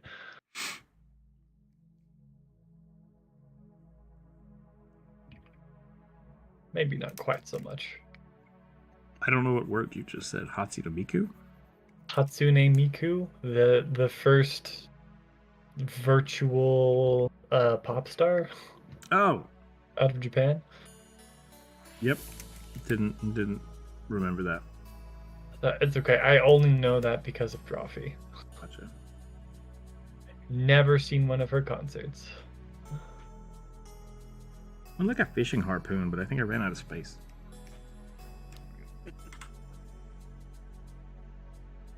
It's a frog jig. Gig? Gig. Gig. Gig. G-I-G. Gig. Giggity? I mean, that might be the same, you know. To poke. It's skewer. Frog gigs are essentially the shotgun of spears. I've never actually seen one. So. I mean, it's essentially just as many pokey bits you can attach to the end of a spear, because frogs are super hard to catch. And if you're eating frogs, like, just as many spikes as you can get. Like, you're in a bad space. Zippo is my favorite character. I don't know Zippo. Zippo in Dinotopia, is that what we're talking about? She ground them down to fit to a Hellboy reference. Nice. Oh, so they're ground down, they're not like under the skin. Her songs get me hyped up. That's good. Now I'm imagining a frog with a Hatsumini Miku. I thought it was like outer space alien tech when I learned about her in 2008. The criminal thing sounds realistic though. Yeah. It was from the Dinotopia movie. There's a movie? I didn't know that. Yeah, that's how I know Dinotopia. No, I just had books. I read the little picture books because the pictures were awesome. Yeah. Because wasn't it also kind of vaguely like Hollow Earth type of fantasy? Yeah, I think so. I mean, it was alternate reality, like Pangea thing, right? Yeah, Like huge yeah. utopia. It's Lost Island specifically, but same sort of. When did the original Dinotopia come out? 80... 90? 92? Oh no, I think it's earlier than that. No, yeah, first published 92. There you go. Oh damn, I got it right. That never happens. I am so bad with dates. It was also a miniseries. Nice. Burning, hello, how are you today? That was I feel like it felt like someone imagining just running wild with no one telling them for the best result. Yeah, I mean I think the book was based around the illustrations. Like they made the illustrations and then wrote a story around it. Yeah. And then published that as a book, which is really cool. Now much.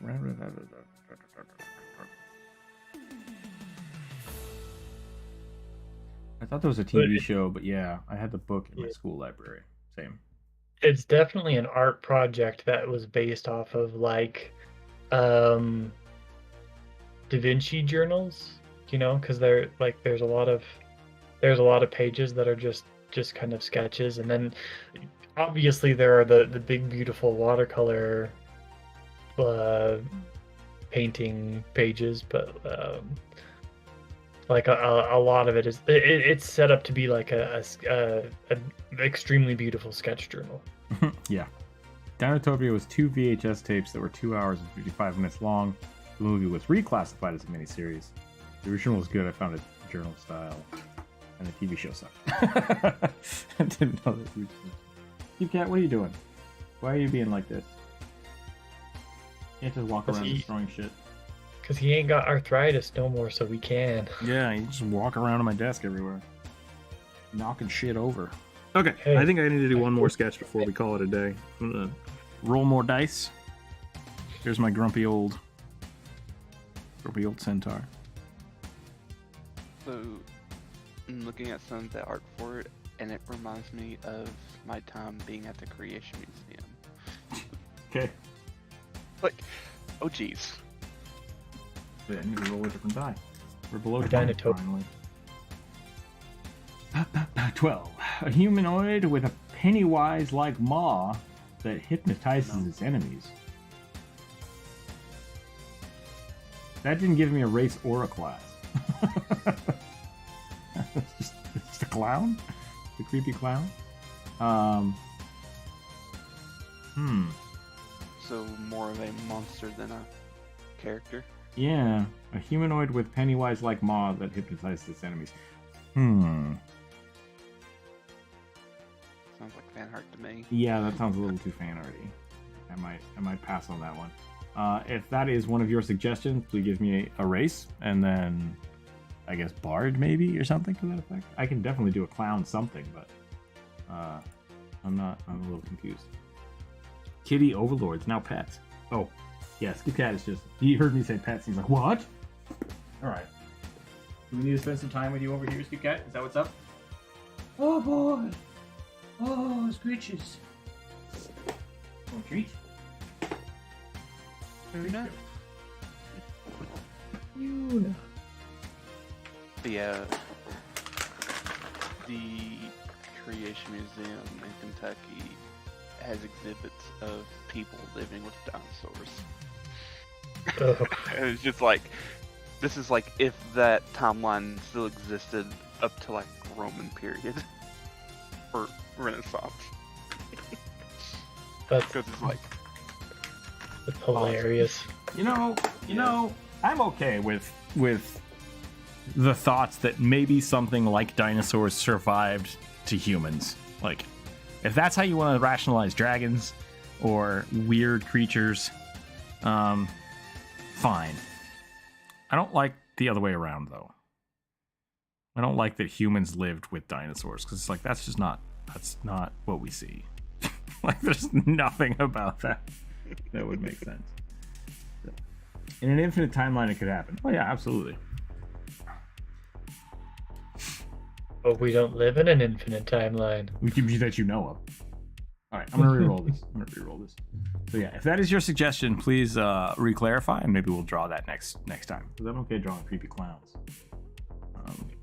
But yeah.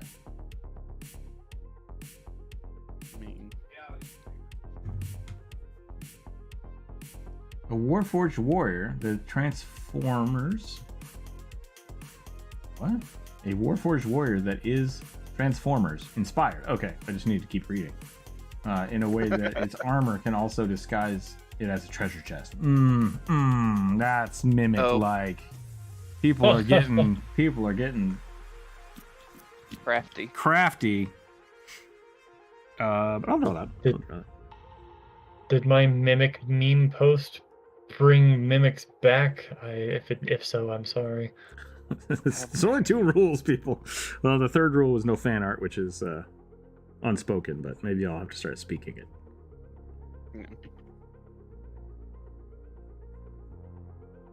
Apparently there was a Dinontopia video game as well for the Game Boy. That would not surprise me. I do kind of like the idea of a Warforged, like, that's built out of a treasure chest. That sounds kind of cool. Just like a wooden Warforged that has like a lockbox in him. I might do that. You want to transform into a treasure chest? That's on you. Picked up the with your DM. Yeah.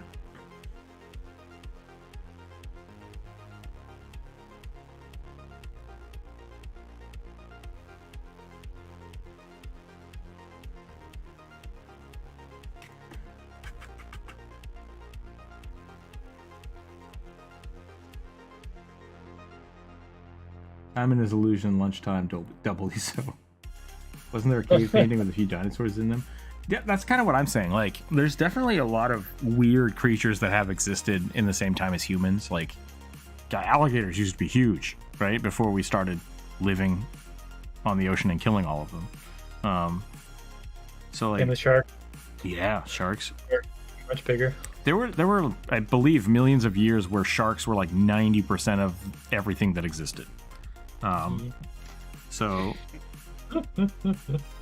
yeah. So there's definitely some weird shit that has been around when humans are around for us to like see things and try to explain them. Cave painting, same thing. Like, but like mammoths existed when humans existed, and mammoths are freaking ridiculous. I think my favorite kind of creepy pause. This is kind of existential, so if people don't want this, plug your ears for 30 seconds. One of the greatest like explanations of the uncanny valley is that it was evolutionarily important for us to be able to distinguish the difference between humans and things that looked like humans but weren't. And to one point, that could be, you know, like some of our some distant relatives, like Neanderthals and something, supposed to make it unpleasant for us. Like, oh, don't be near those; they're dangerous. But then people are like, that's changelings were real, or lizard people were real, and that's why, because we had to evolve to know the difference between a fake person and a real person. It's like, that's creepy, and I love it. But it except does. Except that Western European peoples have about a quarter Neanderthal DNA. So. Yeah, no. There have been many a YouTube video talking about the extinction of Neanderthals via sex instead of violence. But death by snoo. Yep, death by snoo. That's how it happens. So yes, it's the creepypasta have to tell the difference is a potential explanation, but also Humans are horny. Oh yeah. Homo erectus is. You're telling me there's not somebody out there right now that isn't looking at one of those super uncanny valley robots and being like, yeah, I'd bang that. Guaranteed. Evolution doesn't work that well. It's a constant force, but it's not perfect. Content warning, existentialism. Oh yeah, no, if you guys want existential dread, like this guy right here, like my brain is just full of it. I think it comes from Paranoia. When we look at faces, I mean, it might have been paranoia. I'm not sure. When we look at faces and things, because we need to recognize facial features of animals and other animals hiding in bushes. Yeah, that could be. Vampires, werewolves, venomous ducks, doppelgangers, fae. Oh, Yoko Ono. Why is it called? Very uncanny. Well. Seeing faces and things right there. Pareidolia. Can't spell it. Okay. But you're talking about the like being able to see faces in inanimate things. I would definitely assume those are related. Seeing Jesus in my toast. You know, it could be that you're seeing Jesus in your toast, or it could be that Jesus was always in the toast, and toasting it just brought him out. So you know, whatever. Yeah. You could call yourself a Christian. Jesus is everywhere. Not just in the toast that has his picture.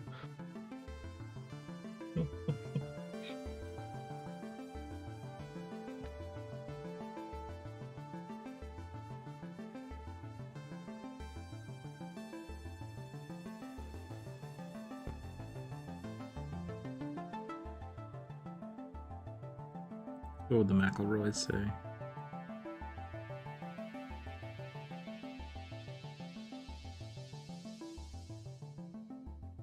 I've met a lot of people that were or at one point in their lives thought about becoming youth pastors. Griffin McElroy, one of my old bosses, like, is that a thing? Is that like a job? That's an actual job people can do? Yeah. Huh. It always seems so strange to me. I mean, I guess my mother for a long time was like, she helped develop, she's won awards for developing youth programs for churches. But I don't think it's a particularly well-paying job, but I mean, depending on where you live, you could probably make a living doing it. Yeah. In the South, probably. Jesus was always in the toast. That should be a shirt. That way my whole body is bread. I don't know. Your whole body is Jesus? Maybe. Youth pastors being particularly Protestant. I've never known of Catholic youth pastors. Yeah, I think that might be why. It may be just a cultural thing that you're not used to. Yeah, like for someone to be essentially what I would consider a pastor, which is a priest, like in the Catholic Church, you have to go to school for years. It's a lifelong dedicated thing, and so it's just like, I don't want to do that. Many of them do, like ones who actually do get paid and kind of they do go to school for it. So.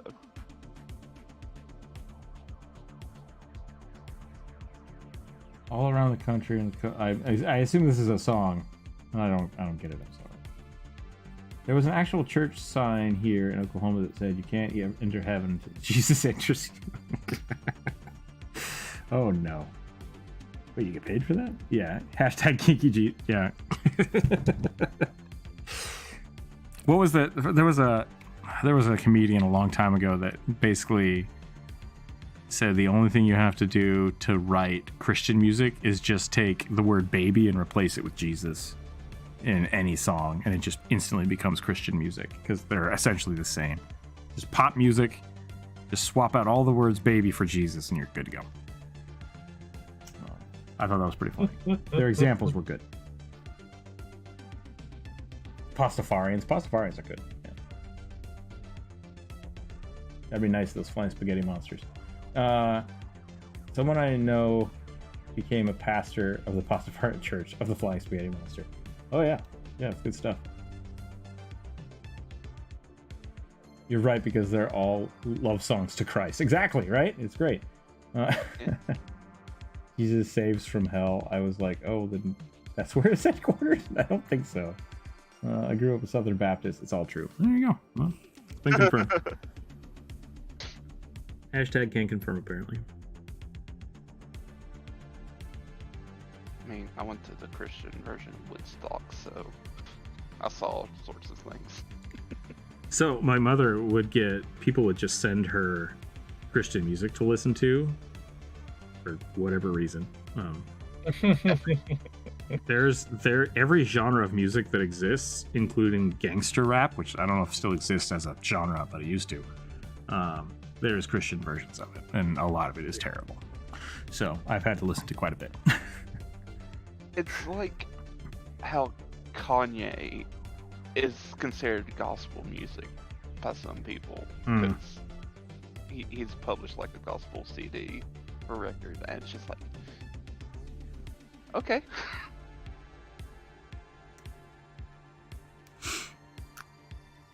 You know, I'm not going to have those arguments with people anymore. Yeah. It's not worth it. Yeah. I just know at the concert, I heard every type of genre, from typical poppy to hardcore thrash metal Christian bands. Yeah, I've heard quite a few of those too. My cousin was in one for a while. And it was really funny, because I was like, this isn't Christian music, man. He was upset. Like, the former bassist of Korn was there, actually. That's funny. Because he's went through rehab and got clean and found Jesus. And started his own band.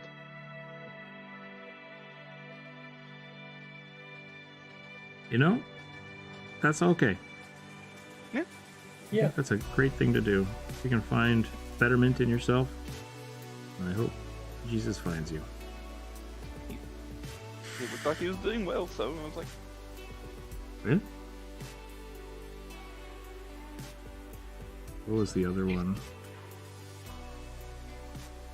Every now and again, they'll put the Satanist church on the news and try to roast them, and it's always so funny to me, because it's just like, I don't know what those people expected, but it's like, sorry, the newscasters. I don't know what the newscasters expected, but it's always them just talking to someone who seems like completely normal and rational, but looks weird. And so, like, I think they always expect, like, this is gonna be great, and it's like, you're just being an asshole at this point. Like, what are you doing?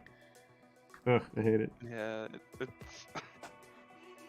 like, are you expecting them to talk about, like, them sacrificing goats or whatever? Yeah, it was just Not like, what they do. I'm so sick of it. The elf looks like Sailor Moon. I like it. Yeah, she does a little bit. I found that song. Like I told you, I was going Japanese anime-ish with this design a little bit. Over here. TOS is actually pretty cool. I don't know Terms of Service. What is that? Sorry, TST. I don't know that one either. Terms of Service.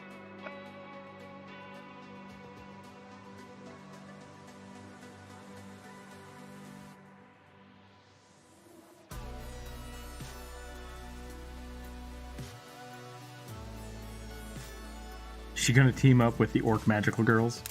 Well, we drew an Orc Magical Girl, didn't we? Can't remember. Probably. I feel like that's something we would have drawn. I agree. This Taurus was a little bit too tough. I was trying to make this look like a treasure chest, and I think I accidentally just drew, like, kink gear. It's just got a padlock on his chest. I'm realizing that might have weird implications that I had not thought of. Kinkies and Yada? Yeah, Kinkies and Yada. I mean, find tranquility somehow, I guess. Yeah. I think the only thing that's really selling it, at the way you described it, is only the padlock. That's what I'm saying. Like, I think I'm just gonna remove the padlock. We'll solve everything. Yeah. I wanted pirate chic, and instead I got like weird kinks. Pirate kink. Yeah, pirate kink. Tie me to the yard arm. What the hell is a yard arm?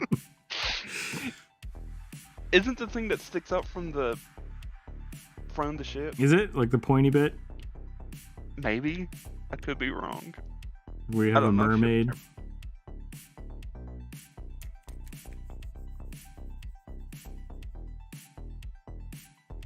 Yard arm ship. Because I think the Oh, maybe not. I thought like the mermaid was the masthead, but that doesn't seem right to me anymore. no, it's the figurehead. Figurehead, okay. So the yard arm is the thing that the sails attach to, the wooden Oh, the big mast. horizontal. The crossbeam on Okay. the mast. Yeah, Got it. That Okay, is the mast yard yard arm. Understood. Pirate King is the same thing, guys. Oh, whoops.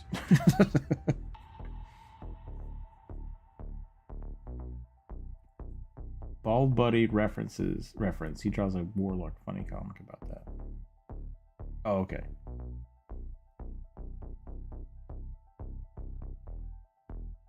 Also, I went to a stream of his once. He seemed like kind of a jerk in real life. Interesting. I don't know who that is, to be honest. Ashy Brown Kinky Robot Jesus. What? What are we talking about? Things have gone on. I think things have gone off the rails. Futurama reference. Maybe it Hey. was a Futurama. Things always go off the rails eventually. Talk about food. We haven't talked about food today. If you're going to be critical, at least get your names right. I mean, yeah, I don't know. Mise en Masse is a good one. Don't know what it is, but it sounds also piratey. Mizzen mast is, I believe, the third mast in the aft of certain kinds of ships.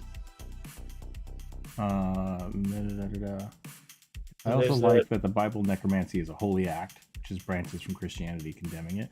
I mean, I don't know if Christianity's ever condemned necromancy. I think all I'm a 1E enthusiast, and I think all healing magic is necromancy. So we'll think about that. People debase necromancy and use it improperly, which is, I think, can be said about any type of magic.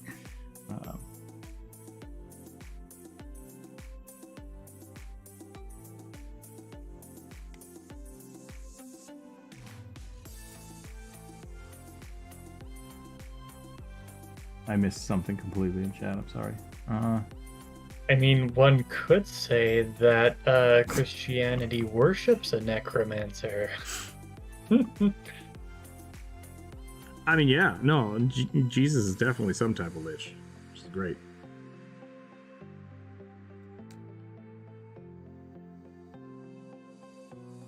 Couldn't be killed, known for raising dead people, curing incurable illnesses. Died and came back. Yeah. Like, yeah, great. Self-resing, that's like necromancy 101, or lichdom 101.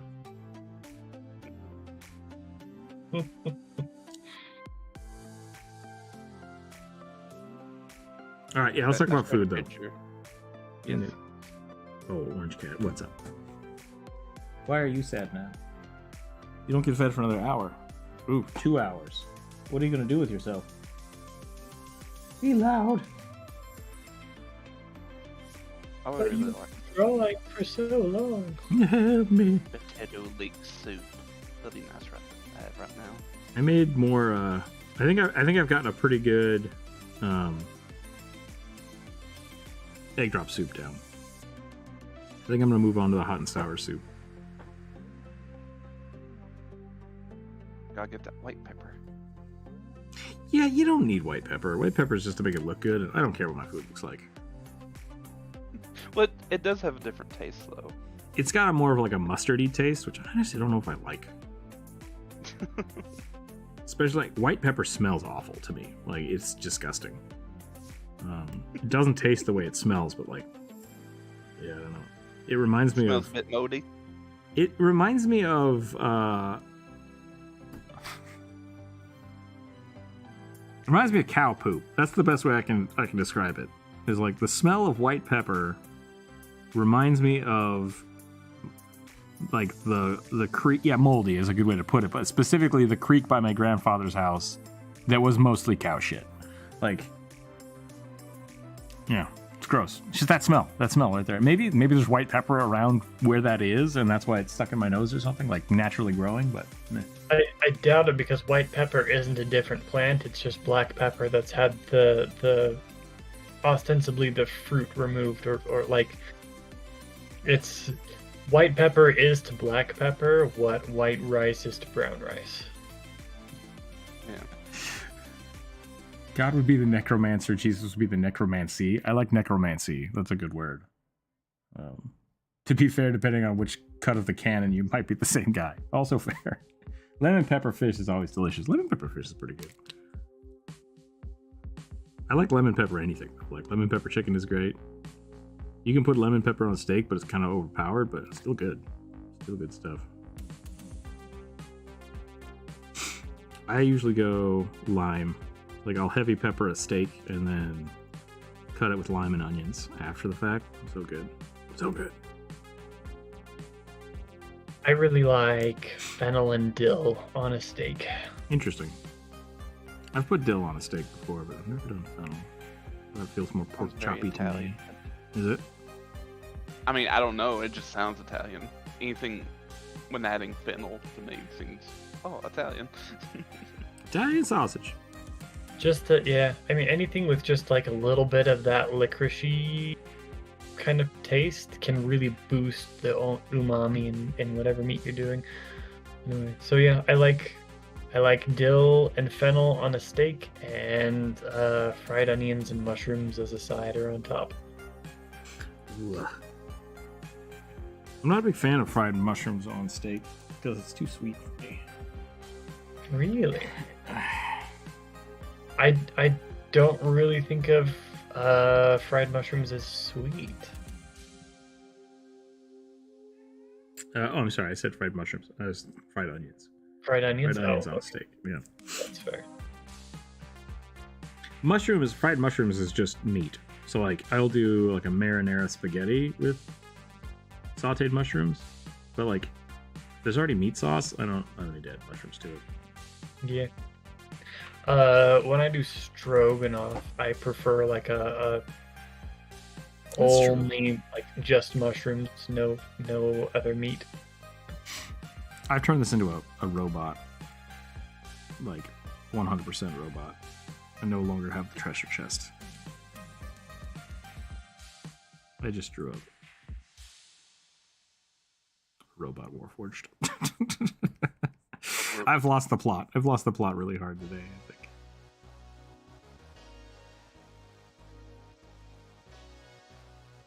You know what would be funny is if he just had a treasure chest on his back and then his transformation was just like climbing inside of it. Just like he just collapses into the box. Like, oh no, don't put anything in that. That's my collapse box. That's how I get in there. Stream drawing food that looks as yummy as it does in anime. That is I don't know if I could do that. Like, they do such a good job. Yeah. Studio Ghibli has it down to a magic. Yeah, Studio Ghibli is the master.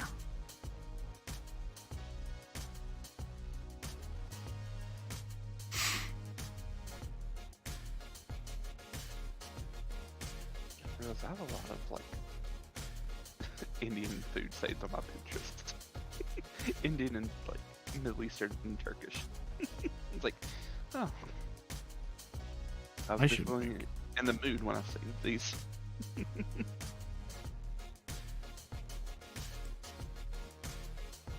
Now I want to make ramen for lunch. Maybe I'll do that. I have fried rice in the fridge, though. I should probably do something with fried rice.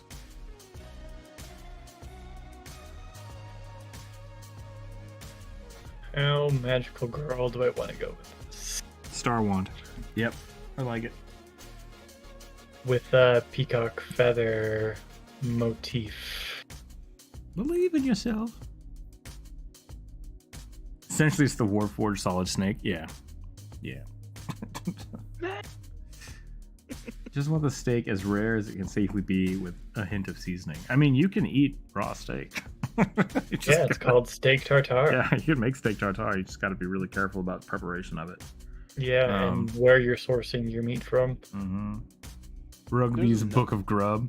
Man, if I had a cookbook, it would be the most random smattering of stuff. And it would be like, cook your pasta noodles, because I'm not making noodles because I'm lazy. Yeah. Rolls publishing a cookbook, finally. Like, there is something nice about like self-made chicken stock, but it takes 8 hours. I'm just gonna buy chicken stock from the store. Like, it's totally fine. I don't go bouillon cubes very often, but like ready-made chicken stock, it's just so damn convenient. Yeah. Amanda Davis, thank you for the tip. I appreciate that. I really like that better than bouillon. Yeah, bouillon's just salt. Like stuff you get in a jar. Yeah, bouillon cubes are just salt. It's just chicken flavored salt. Yeah, but yeah, if I want soup, I will also buy like stock. I only ever use bouillon as like something a little extra. Yeah. If I want just a little bit of extra umami. I think something people might not know is like a lot of restaurants, but like that they don't make their own stock, right? Like there, a few of them do. There are a handful of restaurants that make their stock, but most restaurants will buy essentially bouillon base, which is like not quite dehydrated to cubes, but it is just like concentrated chicken stock, and it tastes amazing and it's fine and it's great. It's just like there's nothing wrong with doing that. So gotta head back to work. Love your work. Have a great day. Thank you very much, Amanda. I appreciate it. I really do appreciate the tips to keep the channel going, and I appreciate you hanging out in chat. It's always good to hear from you. We'll see you next time. We'll be around tomorrow again for more sketches because we didn't get to do more on Wednesday. And yeah, and that sounds reasonable. Yeah, so like don't be scared of that kind of stuff. Like, it's great. I'm a big fan of just like, even if I'm making ramen, what I'll do is I'll start with the chicken stock like that, and then I'll season it and make it, add onions to it and saute some garlic and onions down, and then add the stock in. And that's how a lot of restaurants do it. There's no reason to spend that much time, because at the end of the day, like depending on what you're doing, unless you're eating the stock straight, which if you're making like a chicken soup, having a good chicken stock is easier to do because you're starting with the chicken anyways. But unless you're directly making something where you're only eating that, you're not going to taste the difference between that. And so you can get away with a bouillon if you have to, but for the most part, yeah, those like bouillon bases are great alternatives and save you a ton of time. Yeah. Anything that takes more than 2 hours really needs to be worth it for me to put the effort in. Exactly. Yeah. Like you can also cheat like a really unctuous stock by blooming some extra unflavored gelatin in it. Yeah, and that's really a lot when I want to fake tonkatsu, I'll do that. Yep, and that's a big thing with most of the recipes I do is like you say you're faking it, but like you're not. Because even with those kind of things, like how do I say this? You're taking a shortcut to get the same result? Yeah. You're taking a shortcut essentially. But like all those things are made the same way. That's just you're not putting the time into it, right? Yeah. So really it is all about the preparation after that point. Because if you make stock yourself, which I've done, most of the time you freeze it or you put it aside and you use it later. Then at that point, you're no longer using a fresh stock. You're using the same thing that just they have a mechanical way of preserving it. That's super uniform, and that's kind of important. So if you do find a stock you like, write it into your recipes, like how much you're using, because that can become something consistent you add to your recipes, and that's how a lot of restaurants have famous dishes, because they know exactly what they're putting in it. And there's a lot of places that actually won't let their employees cook because they don't trust them to make it the right way. That was something I ran into a lot of. Like, I had to do a lot of prep in a couple of the restaurants I worked at because I was the only one they would trust to do it. And it's just like, oh, damn it. I'm literally just following the recipe. They're like, that's exactly what we want. I'm like, why aren't more people trustworthy? Yeah, like you told like I've done a fair amount of online recipe searching, and it is shocking how many reviews you get where people are like, this recipe was terrible, and then they outline why it didn't work for them, and the reason it didn't work for them is because they didn't do anything the recipe said to do. Right? I had my mother was asking me how I made this soup. It was a fisherman's stew, and so I sent her. I just wrote down a little recipe. I'm like, okay, so you need to add some of these peppers, and you get some stuff. And she's like, I need how much all of these things did you put in the soup? And I was like, I don't know. She's like, what? I'm like, just go, whatever you got, just go for it. And she's like, well, how much of the base, and how much of the peppers, and how many onions? I'm like, yeah, whatever, feels good. And she just got really, really mad at me because I don't worry about that kind of stuff when I'm cooking for myself. But to restaurants and to people trying to learn something, it's really important. Yeah, I have to learn how to do that a little better. I don't know why this went the way it went, but he just got an adventuring mug.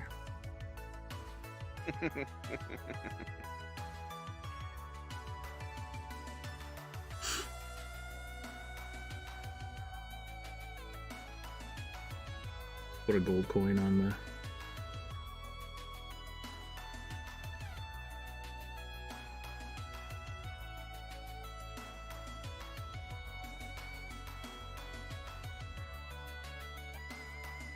I do like the idea of a Warforged that is just like a coffer. I think that's a fun idea. Whether they have lots of bags of holding or are a bag of holding, and they just keep track of all of the loot. Hey, we need some money. It's like, nah, hold on. Start running all the numbers in there inside their body and dispensing coins. A coin star. Yeah. Penny exchange. My name is ATM. Don't ask me what it stands for. I don't know. All the money. Yep. There we go. He's got coin ejection slots on his ribs.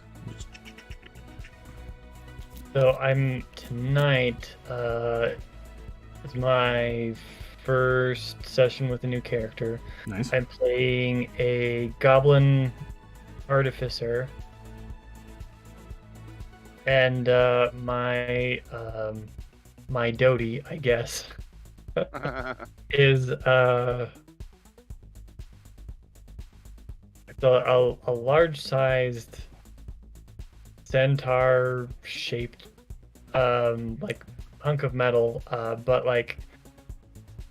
I'm going the able to craft as much shit as possible. So my little construct is one. It's designed to be super creepy because I'm a goblin. So is it a goblin dog, or is it actually going to be a centaur? No, okay, so I have described it as, at first glance, it looks like a centaur, but for anybody who looks close enough, the horse legs aren't horse legs; they're human arms. Oh god! Yeah, they're human arms, so it's like walking on knuckles that have been reinforced, so that ostensibly it's a centaur. Okay. So that it can still climb ropes and stuff if it has to. I like it. It is super creepy. In my chicken ramen, I put a little bit of Cajun spices. That sounds pretty good. Yeah, we used to do what the hell was it? Blackened chicken, which is essentially just Cajun spices, and then you burn it. That's really good in soup. It's really good, but you have to cook it through so that the chicken kind of picks up that spice, which I really like. I love chili, but I can't eat spicy chili. That's too bad. Yeah, I love chili, and sometimes I'll end up like starting to make chili, and then for some reason I'll put like potatoes in it. It's like I just made stew. It's like I messed up, and I forgot to put things in. I made stew with beans because I forget to make it spicy because I don't like a lot of spice, but it's good. How much you put in your soup? Yes, that's a great way to answer it. I know it ends more of the stream when food comes up. Yeah. We're getting close to lunch. I need to go make some lunch here soon. My housemate said to me the capsulin recipe is yours now. I don't know what that is. I don't know how to prepare a 2-hour recipe in 45 minutes, but it tastes better too. There you go. Yeah, I had a friend. I went over to see a friend, and he started like talking about how he was going to cook this roast, and I was like, I can shut up and just sit down and enjoy the thing that you're making because you love it, and that's fine. Or I can tell you how to cook this in half the time. And he was like, let me think about that. I'm like, just whatever you prefer, I'm totally fine with it. And he's like, I'm gonna cook it my way. I'm like, do it. Great. And it's awesome. And it was really good. It was really good food. A Warforged monk would need no food, sleep, armor, or weapons. It would probably just become the ATM. Oh yeah, it would be absolutely awesome.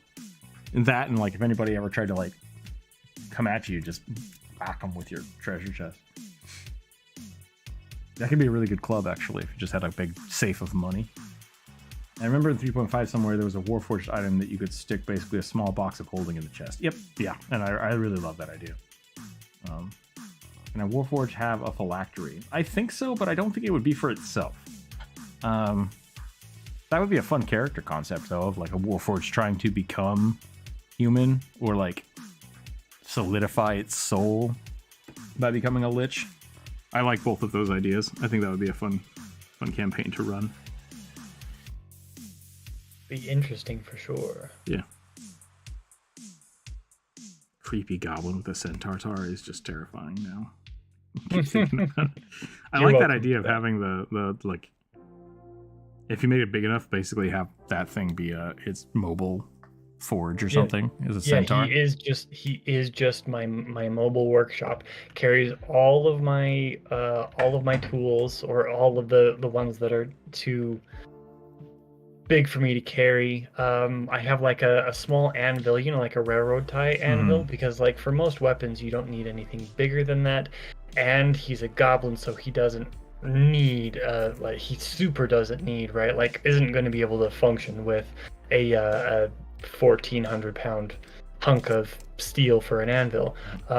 So I've got my forged worked out because I know in my head how to make a coffee can forge. So I know how like Goblin could figure that out. Yeah, a goblin could figure that out. So I've got tons of interesting stuff figured out, and I'm just gonna play this weird, neurotic little goblin who is basically I intend to. This weird, erotic goblin and his metal horse companion. It's like, hold on a minute. Hold on a minute. Don't judge me. I can do it. It's not weird. It's a robot.